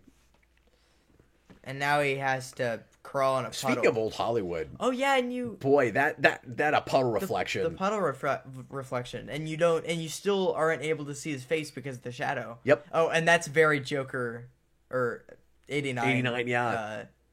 Joker. Dance with the Devil. Yeah. That one shot was. We can't get away from it. Yeah. All we're talking about is Batman in this. Yeah, that shot right there is very 89. That's a great shot, though. It's such a good shot. It's better than the 89 shot. It is. Because you don't see his face. It's in shadow. Well, and the focus on the gun, with the soft focus, with the figure, it's awesome. Very cool. Do we have a shot like that in our movie? I don't think we did a shot like that. No, I wish we had. I should have watched 7 before we made our movie. Just ripped off great everything moments from this. Yeah. Well, our movie's not a Batman movie, so I don't think we're legally allowed to do that. Oh, okay. Well, this isn't either, but it kind of is. Yes, but Batman movies all have to take things from 7. Played out, Somerset might have thought he wouldn't be capable of being a father. He knows himself, and he's definitely all about the job. Yeah, that's part of it also. Yep, I agree with that. Oh, and this is also foreshadowing. This scene is really important, and I didn't catch it before yet. Yes. Yeah, I just caught it now. I'm like, oh. Good eye, Jason. Because he's like, this is him pushing him back from making a really impulsive mistake that will ruin his career. Yeah, so he's like, oh, you're gonna... And also, he's like, you're gonna... You know, this is why you shouldn't do this. Don't do this. And then he walks He's going to do it anyway. He does it, and then just the like same thing happens at the end of the movie. That's exactly right. Yeah. Yep. You're right. That by itself should tell you that when he picks up that gun at the end, it's all over. Mm-hmm.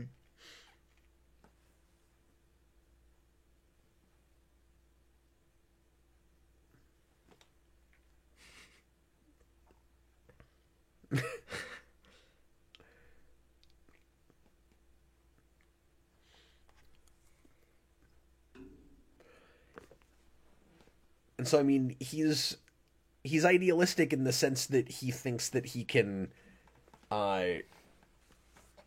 you know, and I guess a little bit full of himself in thinking that he can, you know, solve all of these problems. Mm-hmm. But when push comes to shove, he's not doing things by the book. Mm-hmm. So. You know, I keep using that word, but like idealistic, yes, to some degree, but also not. Like, I don't want to say he doesn't have a moral fiber. He certainly does, but like, does he believe in law more than he believes in his own feeling of justice in the moment? You know what I mean? Yeah, he's a very much in the moment kind of character, which works in the context of a movie, I think. Well, and that's another thing that's interesting in the contrast between the characters is that he's fueled entirely by emotion, and Morgan Freeman's character talks about detachment, mm-hmm. not getting too close to it.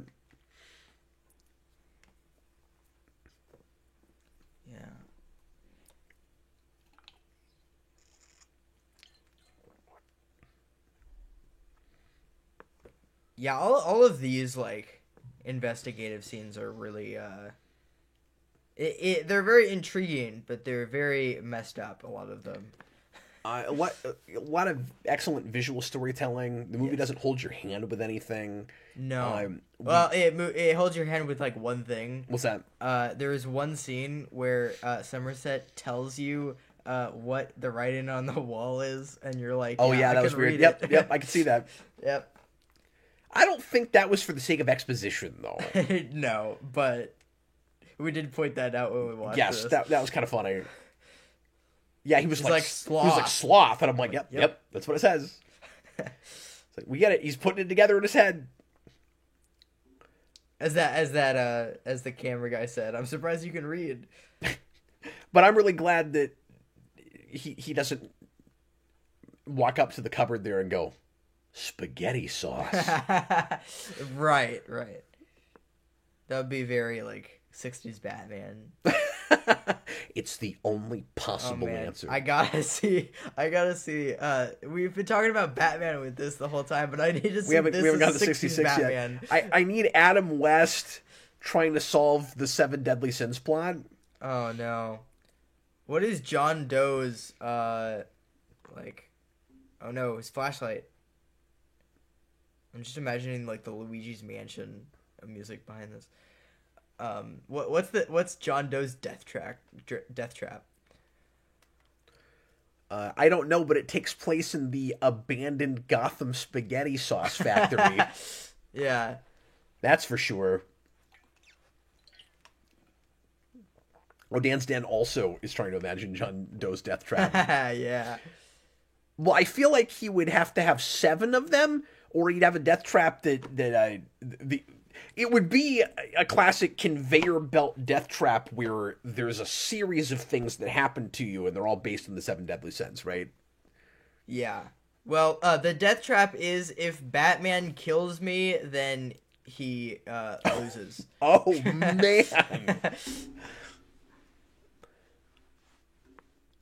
Wow, there's going to be none of that Mayor Penguin plausible deniability in that. Yeah. Jeez.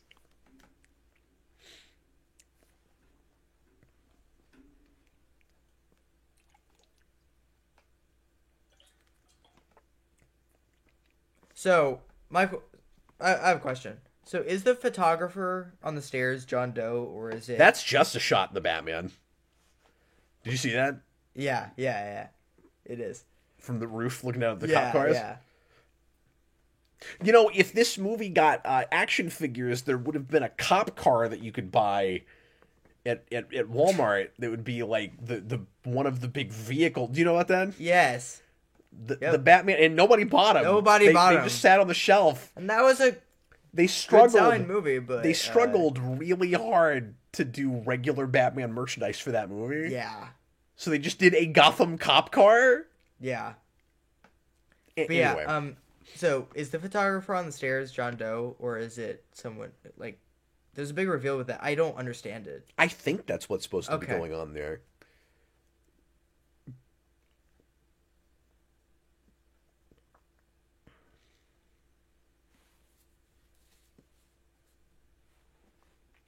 Oh no, not a lot more. Well, yeah. You're going to read all the notebooks? There's a lot more. Look at all these notebooks. Yeah. Look at this photograph. One thing, I know we're talking a lot about this ending, but I'm just going to say this while I'm thinking about it. One thing that struck me about the ending is that Mills never learns that Somerset knew that his wife was pregnant. Yep. Well, he does, kind of. It's implied to him. Do you think? Yeah. Yeah, there's a look on his face where he's like, that's open for you knew. That's like, open for interpretation. I that's how I interpreted it. But I have a lot of respect for that not going to a melodramatic place. Yeah, because I thought it would. Where he just starts screaming like, "Oh, you knew about that?" Because if he started saying that, I wouldn't even buy that he'd be sure about it. Based on Somerset's reaction. Mm-hmm. We'll talk about that more when we get there, but... Yeah. I also really thought they were going to be stupid enough to attempt to trace this call, and I really appreciated that they didn't do that. Yeah. Like, that's not gonna happen.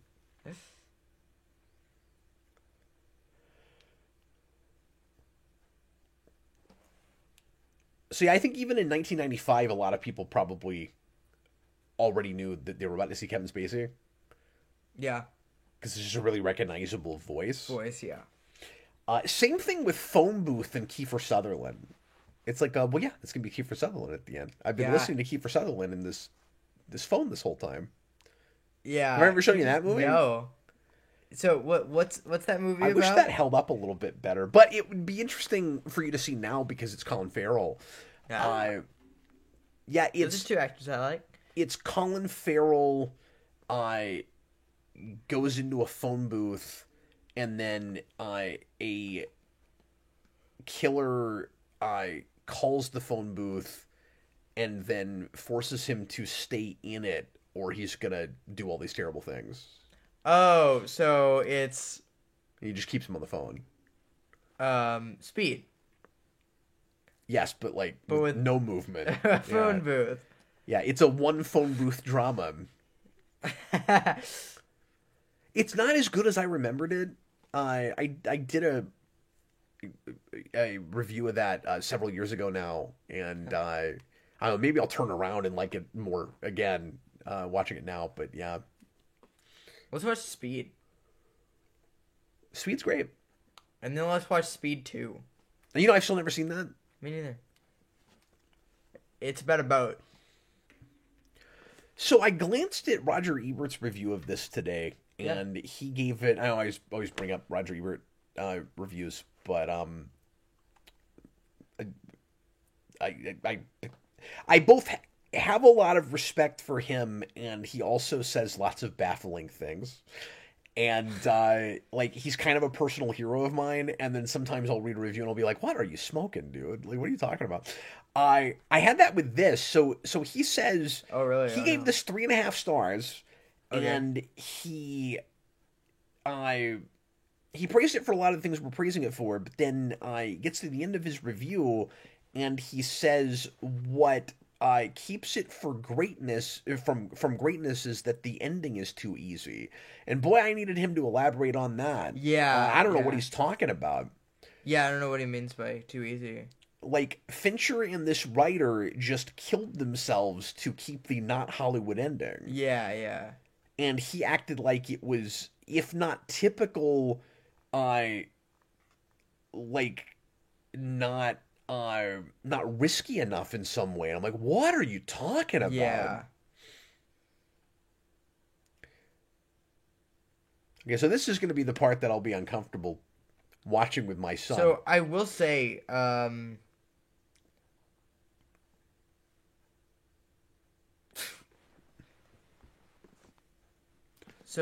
then said that he kind of changed his mind about it. Okay.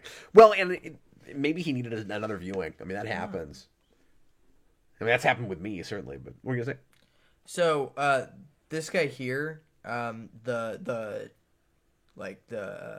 crying man, that actor is, like, really good in the scene. I think he's doing, like, I don't know how he's, like, crying for that long. Like, that's kind of crazy. That's the one thing I took away from the scene. There are actors that can just turn that on. Yeah, he's in an X-Files episode. I've seen him in lots of stuff. Yeah. I think he's in a DS9 episode, maybe. Ah.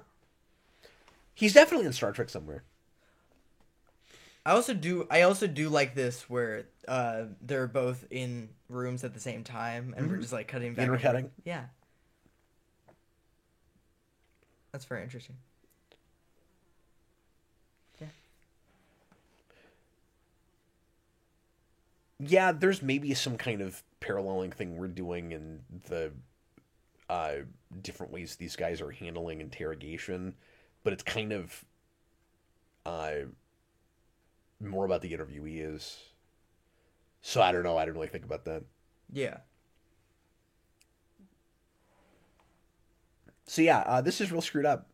Yeah. And this is the scene I most want to apologize for subjecting you to. RJ Godzilla says he's in Alien 4 also. Oh, that's interesting. Because this director made Alien 3. Huh. Yeah. Is Alien Squared or Alien Cubed good? It's okay. Oh, okay.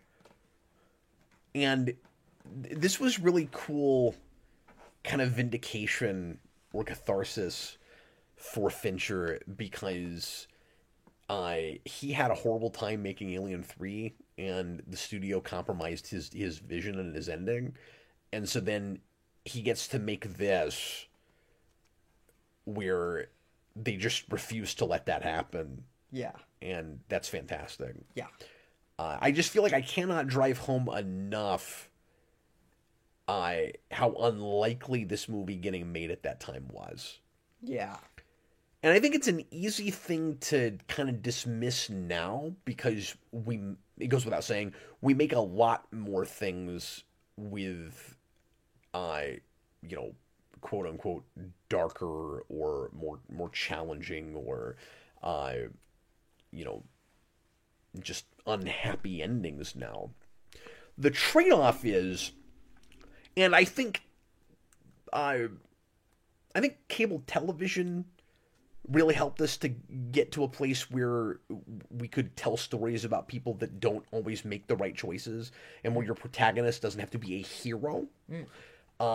With shows like The Sopranos and later Breaking Bad and things like that. Like, I think television helped us get there. And I'm not saying that there weren't not Hollywood ending kinds of movies or that everything always had a formula, but so much of it did. Yeah. It was so hard for things like this to get greenlit, and when they did, much of the time, even at the 11th hour, some stupid executive would come in and force you to change the ending. The trade-off now is we do TV like this. We do okay, no, but you should really listen to Lucius Fox here because he's Stop Lucius Fox, Dad. oh, he's not okay. He looks Lucius a lot. He looks a lot like Lucius Fox. He's what is it, William? I think that I think that's his name. I don't know what the heck I was talking about. What was I talking about? I actually completely forgot. It's getting late. My apologies. Yeah. I was gonna say, we'll do TV shows like this, particularly streaming, and we'll make movies for streaming. Yes. But what goes to the theater, not only, and this isn't everything either, but a lot of what goes to the, and particularly is successful in the theater, is not only formulaic, but is only in a couple of very accessible, like, for wide audience kinds of genres, right? So, like, you don't see as many of these kinds of movies for the big screen in general anymore. Mm-hmm. And that's been kind of the trade-off. Yeah. We make them. Yeah. Certainly. But, and tell me if I'm wrong, folks, because I don't keep up the way I used to, but it feels like more of this kind of stuff gets dumped on streaming. Mm-hmm. The more challenging stuff.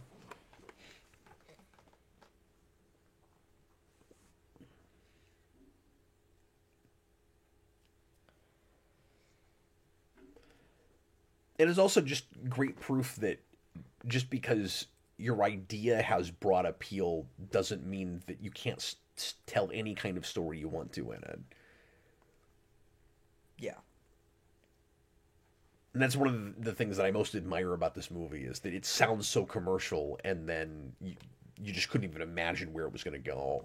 Yeah, and I mean, one of the reasons I really enjoyed this movie was just how different it is. I don't know. Like I said before, the only thing I That's a switchblade. By the way, he is really good at throwing switchblades at dartboard. That's true, but there was a cut, so he might not have done it. That probably wasn't Lucius Fox's. But there was, there is at least one where you see him actually do it. So that's but how many takes did it take? That's. Yeah, like look at that. Oh, that was wow. pretty cool. Wow, okay. That's pretty cool. Good job. Sunday. We're already to Sunday, folks. Oh boy. And again, man, just efficient, like, I want to say by the book storytelling. Again, not in formula, just in like effective structure, right? You can break the rules, but sometimes when you follow them this effectively, I'm impressed, right? So it's a 2-hour movie, and with a half hour left, or like 2:10, with a quarter of your movie left, you have gotten to the last day. Mm-hmm. It's like, and now you are clearly in your third act. Yeah. That's pretty good. I also like how efficiently we tell the stories about each of these corpses. Mm-hmm. We don't get bogged down with any of them, and you know just enough for them to feel as real as they need to and not to feel too generic. Mm-hmm. Because a lot of these are gonna be like kind of an obvious setup because they have to be, right? It's like the gluttony guy is going to be a very large man who's forced to eat himself to death. Like that's these are all obviously really horrible. And the woman who is it vanity or I forget the specific word for some of the seven deadly sins, but you have the woman obsessed with her own beauty who's got to take off her own face. Like those are all what it's got to be because he's a serial killer. He's going to do these things on the nose. Like he's trying to make a point. That's the point. But you get just enough detail for each of them that they feel as realized as they should. Mm-hmm. Yeah, Denton, I haven't ever heard of Longlegs, so I'm admitting that I'm not plugged in enough to know if the point I'm making still stands, and if we're turning that around some, that's wonderful. I hear about good horror in the theater. Yeah. Yeah, I hear about that a lot. Anyway, sorry. So, I think another thing that kind of you could say is could be taken as foreshadowing is a couple of the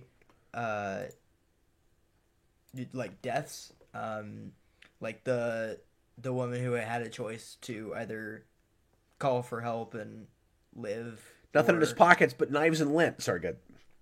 Or call for help and live or die, and that's kind of the same choice that he has to make at the end, where he either kills him and gets sent to wherever he goes, and that's kind of true. That sounds like more of a stretch, but yeah, I'm thinking about it for like a lot of them.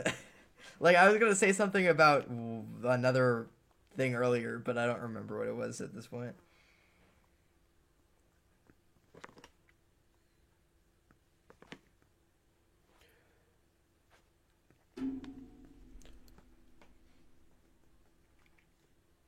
So yeah, I said earlier I'm gonna maybe disagree with myself for a second because I said that I wasn't totally sure beyond just chalk it up to this guy is insane and you're not supposed to like he makes sense to himself, but we can't fully understand everything about him, and maybe we shouldn't. He's supposed to represent pure evil, and part of what is so evil about it is that he thinks he is doing humanity a service. Mm-hmm.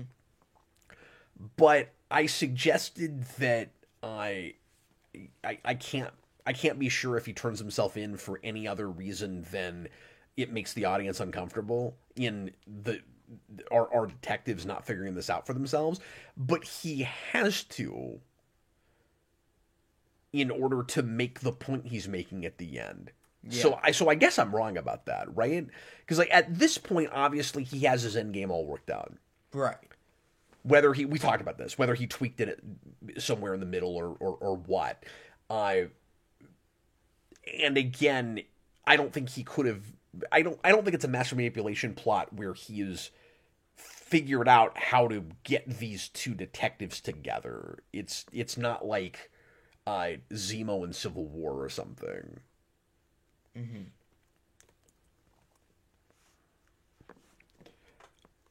But he needs to be there so that he can take them to the site. Yep. Where he's gonna bring in the box. Now, here's the question. Yeah. Do you think he knows for sure that they are gonna take the full confession?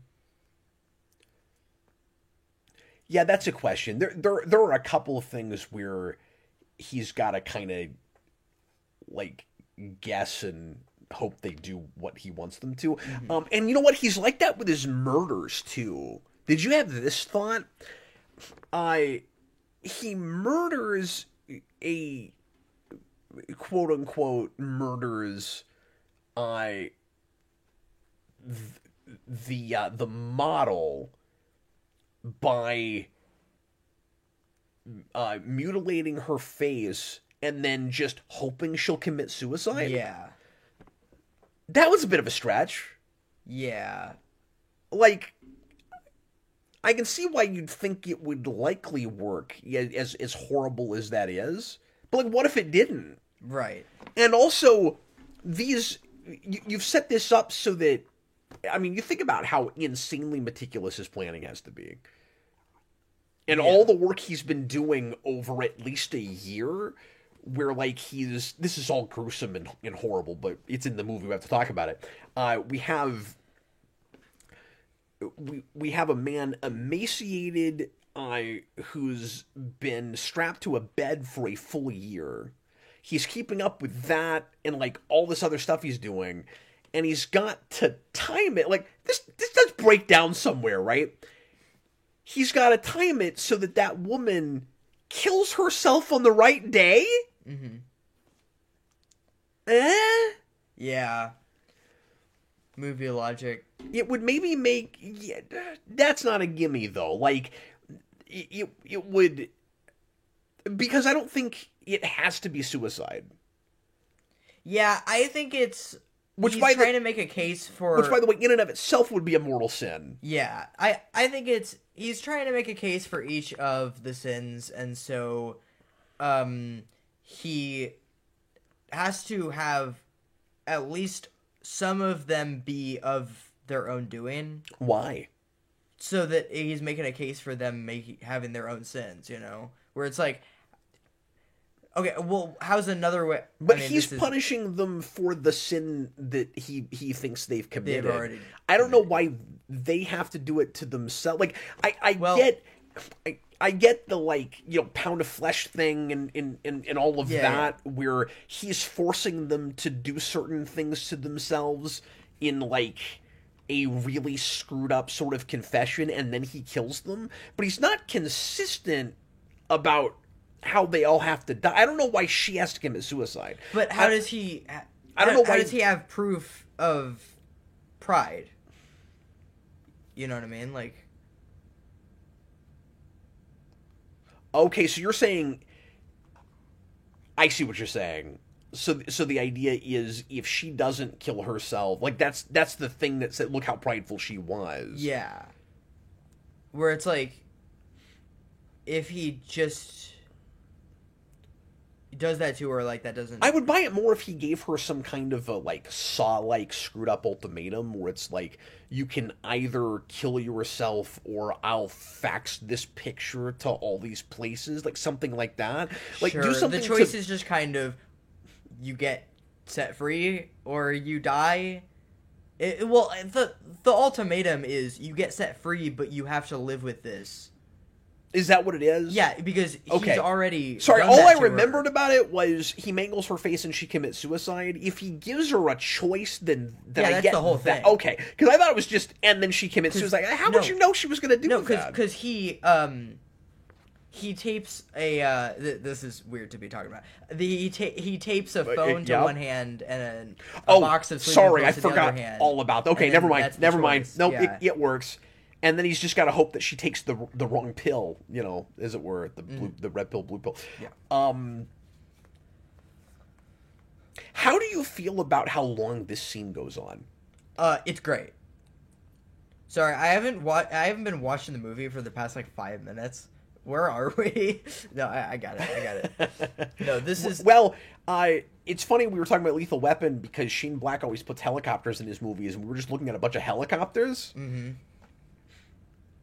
Yeah, no, this is an amazing scene. I love how we just spend... I think it's great how we just kind of spend this much time in here, and we really learn about this guy,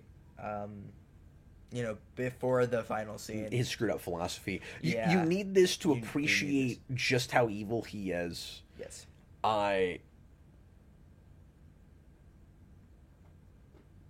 And for Mills to really get into his head before he finds out what's happened to his wife. Mm-hmm. Yes. And pacing-wise, it's really cool the way the movie slows down.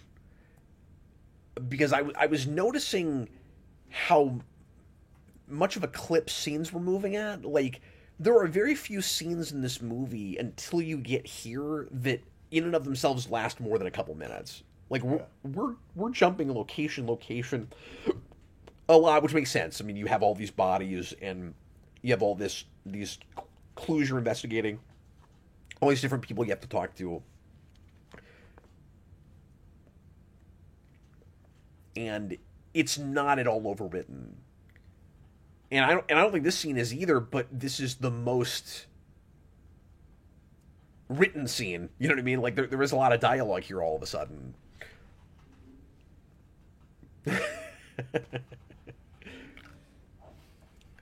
RJ Godzilla, maybe John Doe was also trying to prove to himself that he's right to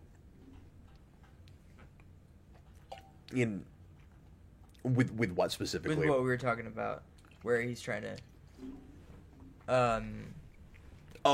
in giving her the option to kill herself. Yeah.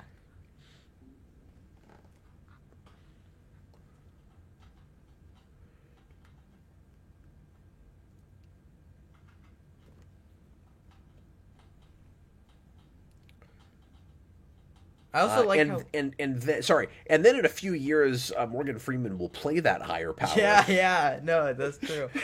What were you say? Yeah, no, it's another reason I really like the scene is just because you do need that. You do really need Mills to. Well, that's also foreshadowing. Yeah. He's basically telling him, "You really want to kill me, right?" And then he's gonna do that. Yeah, you really need Mills to get to the. It's crazy how much of this he's just giving them. Yeah. You really need Mills to get to a place where he, where you understand that he would kill him, and so this conversation really makes sense. Like this whole thing. I think it and Somerset the whole movie trying to be the voice of reason, trying to be the Jiminy Cricket. Yeah, trying to be the voice in Field of Dreams. Oh, I think you were gonna say the Lego Movie where the cat poster. That too. Because that's Lucius Fox is both of those characters. Yep.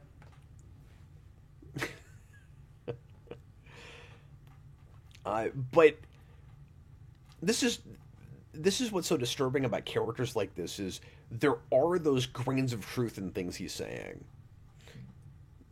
When he says, like, yes, I enjoyed it, but if you're punishing someone who really deserves it, you enjoy it too, which is part of his sermon, his point that again, like Joker with Dark Knight, that we none of us is innocent. Mm-hmm.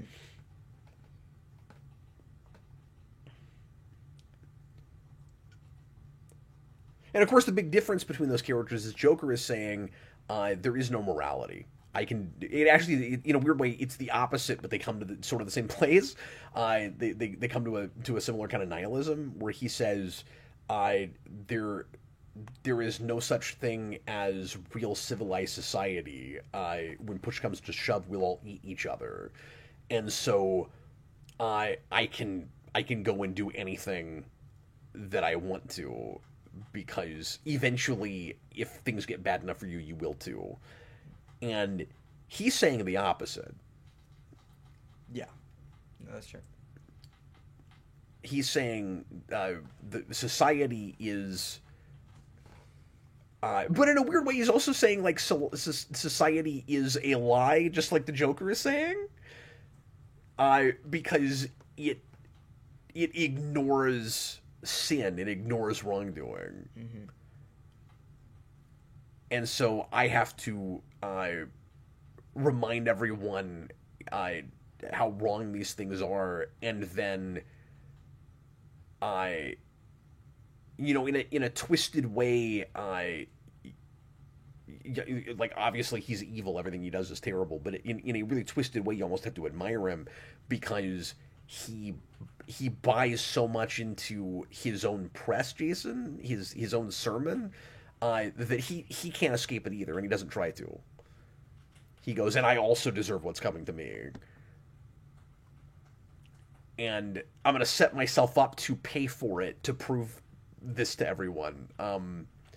It's a fascinating, messed up philosophy. Okay, great. Put in a $1.99 super chat and says, favorite sin? Nobody's ever asked me that before. 340 Captain Logan shows. I've never been asked what's my favorite sin. I've always been a fan of wrath. It's definitely not gluttony. Gluttony's gross. Yeah, I'm not going to answer that.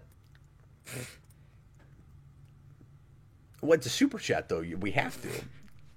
You're not going to answer what your favorite sin is? You can. Well, I think everybody... Yeah, I mean, the guy's right in that everyone, falls to their dark side at some point. Like, we all have... And, I mean, we all have vices. And, whether you believe in the concept of sin, we all believe there is right and wrong, good and bad. So, like... But I mean, yeah, maybe it's too personal. If it's too personal, you don't have to answer it. But like, is it for me? I don't know that it's pride. I guess it's envy. I don't know that it is. Yeah, I definitely have a problem with that. Kind of the opposite of pride.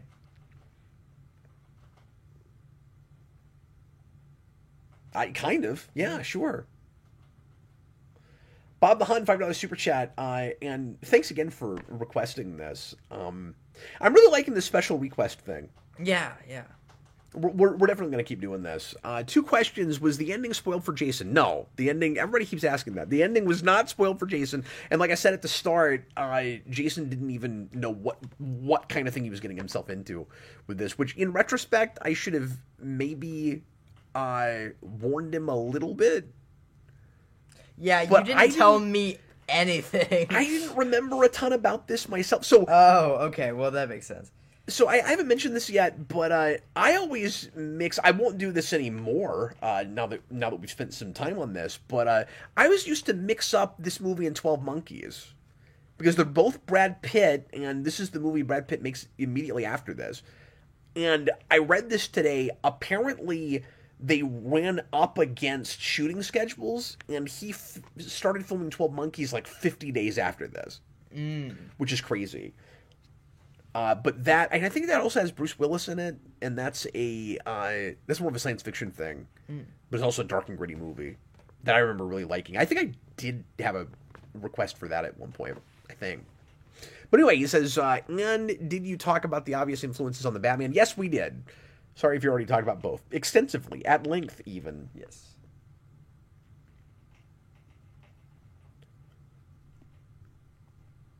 Oh, look, he looks like Lex Luthor. Yeah. Because, he was. Yes. But I don't think we ever see him in an orange jumpsuit.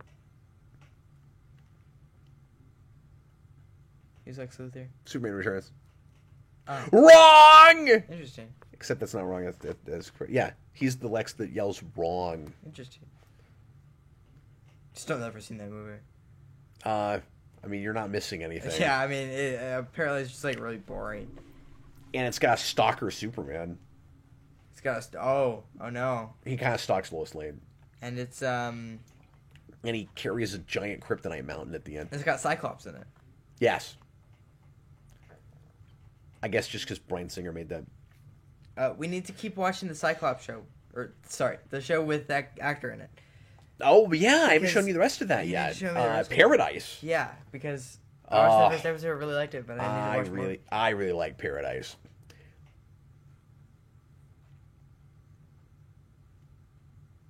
This is so intense. So when they come out here, they have to know there is a trap of some kind. Yeah, well, they know that from they're like that's why they're they're between those two choices, in that room.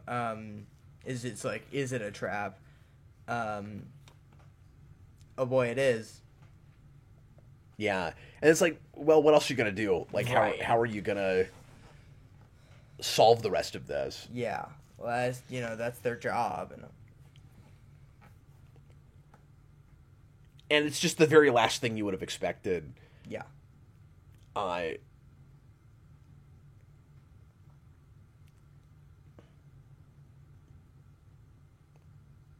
But it has such a command of storytelling, because then, as horrible as what happens to Mills's wife, I like that she's not just the wife, Yeah. and that the real powerful conversation that Somerset has with her about her baby and whether or not she should keep it and all of that, like, it's paid off magnificently. And right? I like that she's actually a part of the story, like a real part of the story. Yeah. I mean, when you first meet her, it's like, oh, she's the wife character. Like I think one of the reasons that, if I'm right, Somerset would stay resolved to stay on the force and not retire, is he would feel vindicated in not having had that family life, that personal life, because look what happens to Mills. His wife gets pregnant, and then she dies and loses the baby. Mm-hmm.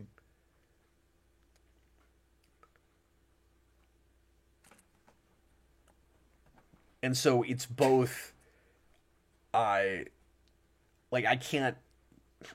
could never have done this job and had a personal life. And if I don't do this job, who is going to? Mm-hmm.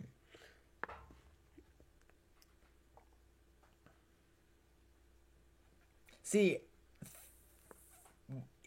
okay, so when I first watched the scene, I thought it was gonna be a bomb, or like a Jack in the Box. I thought it was gonna like pop up. So you thought it was going to be a dead hand with flowers? Yeah. So dun. Yeah, so I thought it was gonna be a bomb. The reason that it can't be a bomb is because the script makes the choice to have him open it before the bomb squad gets there. There's no way that's how he's gonna die. Yeah. That would be a very strange choice. Like, boom! Oh, he's dead. Okay. Like, that would just be shock for the sake of shock, right? Which I guess a few critics kind of lobbed at this. Mm-hmm. That it's just this crazy shock ending for the sake of it. And I'm like, did you watch the movie? Yeah. Also, I really like how when he first opens the box, there's no music. Yeah. Like, there's not a sting. I also think Breaking Bad is looking at this stuff pretty hard. I don't know, you've not seen any of that yet, but when you look at some of the photography of the like barrenness of this area, like it's not desert like Albuquerque and Breaking Bad, but this reminds me of some scenes in that show. Dan Schneider, $5 super chat. Is this Kevin Spacey's best performance? It's up there, but I'm such a fan of House of Cards, and like that's not fair because that's episodes and episodes, but. Also, there is a prequel comic book about John Doe's backstory. It's weird, but not horrible. Oh, interesting. Yeah, I read about that. Wow. It's 7 issues. I might have to review that at some point. Yeah. That's crazy.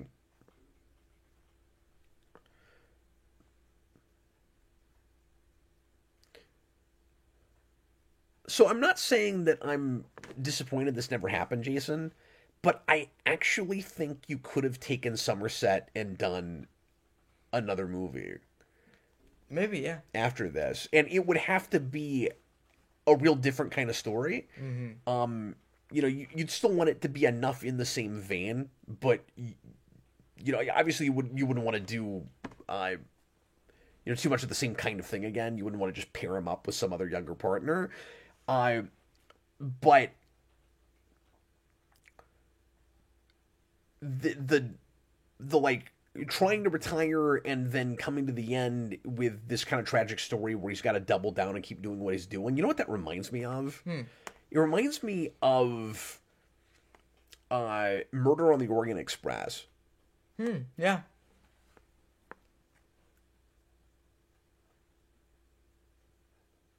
Like, I could see doing that same thing where we take that character, we put him in a completely different location, and he's got another mystery to solve next movie. Right? Mm-hmm.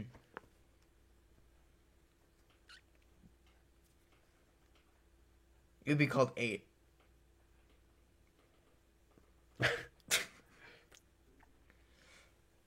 I don't know why. Yeah. Okay, now I'm glad that didn't happen. You're right, it would have been called 8.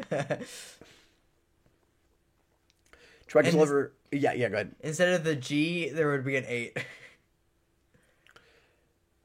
Chewbacca's Lover $5 Super Chat. The studio wanted them to do a sequel. I didn't read about this, but everyone had too much integrity to do it. They wanted to team him up with Brad Pitt again. Well, that's not what you do. Yeah.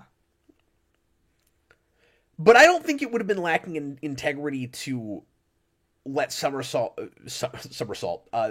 go off and have a completely different story. I think you could have done that, maybe. Also, I don't need the Flash. No, I don't. That's not necessary. No. But the camera following his face is cool. Yeah, no, that's great.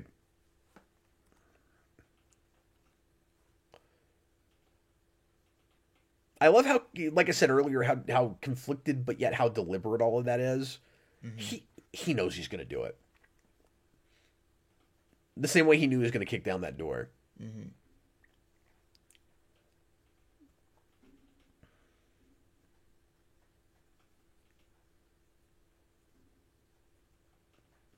So I don't want to get too deep into this, but I will read RJ Godzilla's comment and just make one quick point about it. Because this is a can of worms and an argument we could have all day long. But this is a real controversial thing that comes up with movies like this. He says, I wonder what Gail Simone would say about Gwyneth Paltrow's character, given that she's so against fridging female characters to forward the male character story. I think the whole fridging thing is sometimes a problem, but I think you have to take it on a real case-by-case sort of basis.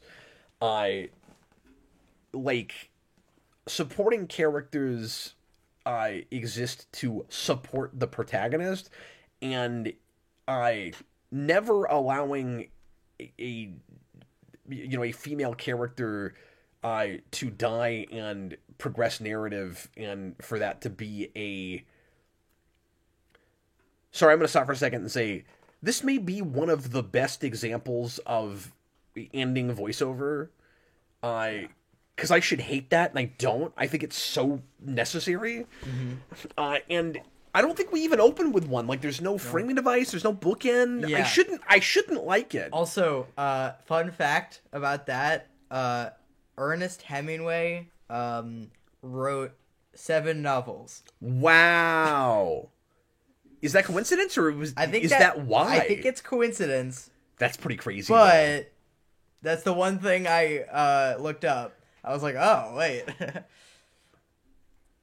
But anyway, I was just gonna say, like, if you always avoid that, where a character is motivated because his wife or some other female character is killed, you're just ignoring like real things that happen to people. Yeah.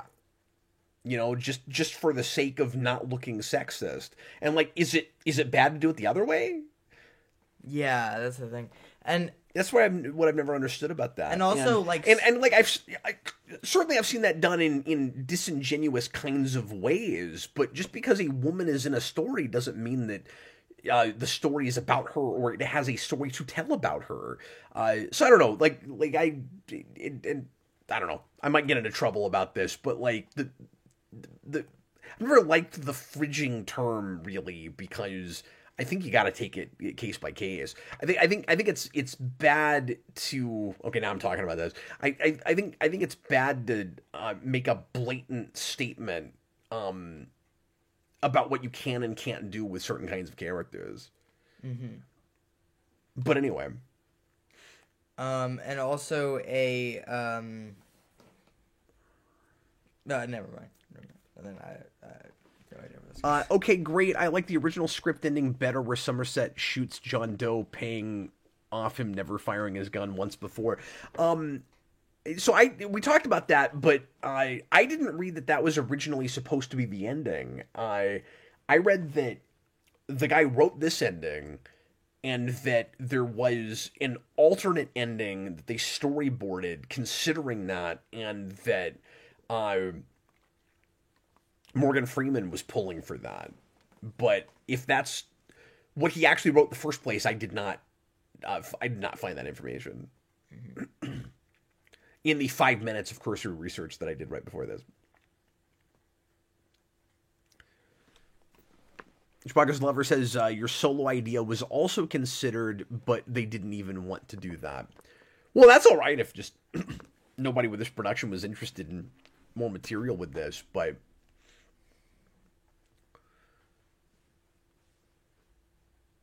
And there was plenty said about Somerset's character. I don't... It would be a risk. I don't know necessarily what else you would do with that guy. He would almost have to go facilitate somebody else's story. Mm-hmm.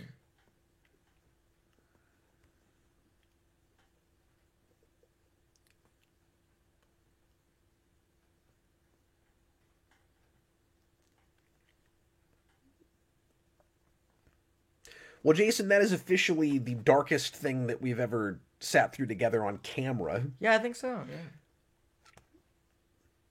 Wow. But we'll offer another top super chatter reward sometime in the near future on the Captain Logan Show, and do another special request, Jason. Yeah. And it doesn't have to be as dark as this, guys. But yeah, and of course I reserve the right to veto anything. Yes. That I don't think Jason's ready to deal with yet. So don't try to top it. Yeah, in terms of, violence and stuff. Yeah. But we're 2 for 2 so far. You've liked both of the things that we've done the special requests for. Bob the Hun, I know the studio didn't like the sad ending. Yeah, we talked about that some, and they really had to fight for it up until they were done shooting. The studio was fighting them to change it. Yep, that's right. That's also thank God for the New Line guy. It's also such a cool set, not set, but place. Just like that middle of nowhere place at the end. California. Oh, just the just the setting at the end of the movie. Yeah. Well, everybody, thanks a lot for being here if you're watching live or watching after the fact, and appreciate the support from Super Chatters. Speaking of, we got another one from Bob the Hun, $5 Super Chat. Thanks very much. Do you think David Fincher's Blade would have been good? I mean, likely. That. Oh, yeah. He seems good for any of that kind of dark and gritty, moody stuff. Yeah. Do you think he could have done a good superhero film? What would he be right for? So Austin and I were talking about this the other day, and I think he suggested Fincher could make a Shadow movie. I could see that. Okay. Now I don't know what a period Fincher movie would be like. Maybe he's made period stuff and I just don't know it. I don't know his whole catalog or anything. But yeah, I could see that maybe. I still wish we'd seen a Batman movie from him. He could make a Question movie. I don't think he'd be bad for Spawn. What's a psychological thriller kind of superhero project? I mean, The Question would be one, certainly. Yeah. He could make a Constantine movie. And yes, I think Spawn would also be one. Yeah. I'm reminded of some Bendis Sam and Twitch stuff with this movie, and I would be surprised if he wasn't also influenced a little bit by Fincher when he wrote that. So yeah, no, Fincher would be the guy to make McFarlane's original Sam and Twitch pitch with Spawn in the background. Mm-hmm. But then, let him write it, and not McFarlane.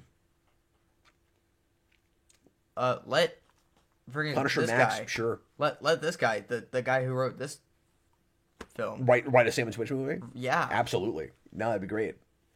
So yeah, there's some possibilities. Fincher could do a Daredevil movie, certainly. Well, and I mean, he'd be good for any of these things we've been talking about that this movie influenced. Yes. You know, I actually don't think you can underestimate the importance of this movie for street level comic stuff. Mm-hmm. It's kind of crazy. Yeah. And other things, certainly. But, yeah, like, I don't mean to say Seven is underappreciated, because I don't think it is. But I do think it's overlooked a little bit in influence. Mm-hmm. Or at least I think it was up until the Batman. And then that became, pretty obvious influence. But again, I don't think it was just straight up ripping it off like people have accused what's his face with Joker. I know that director's name is just not in my brain right now. Bob the Han, he almost did Spider-Man before Raimi. I think a lot of people almost did Spider-Man before Raimi. Yeah, that I don't immediately see, except for Kraven's Last Hunt. That'd be the obvious thing for Fincher to make. But Todd Phillips, thank you. Anyway, we're gonna get going. I'm about to fall asleep in my chair. Appreciate you guys. Thanks for hanging out, and we will be back again next week with lots more geeky stuff. I don't know when I'm going to get to the next Batman 89 commentary, because I'm going to be out of town this weekend for Easter, so I don't know if I'll be back early enough to do one Sunday. But I will get back to those real soon. And anyway, thanks for watching. I was Captain Logan. And Jason. This is Jason. Jason, I hope you had a good time. Yeah, I did. See you later, folks. Bye, everybody.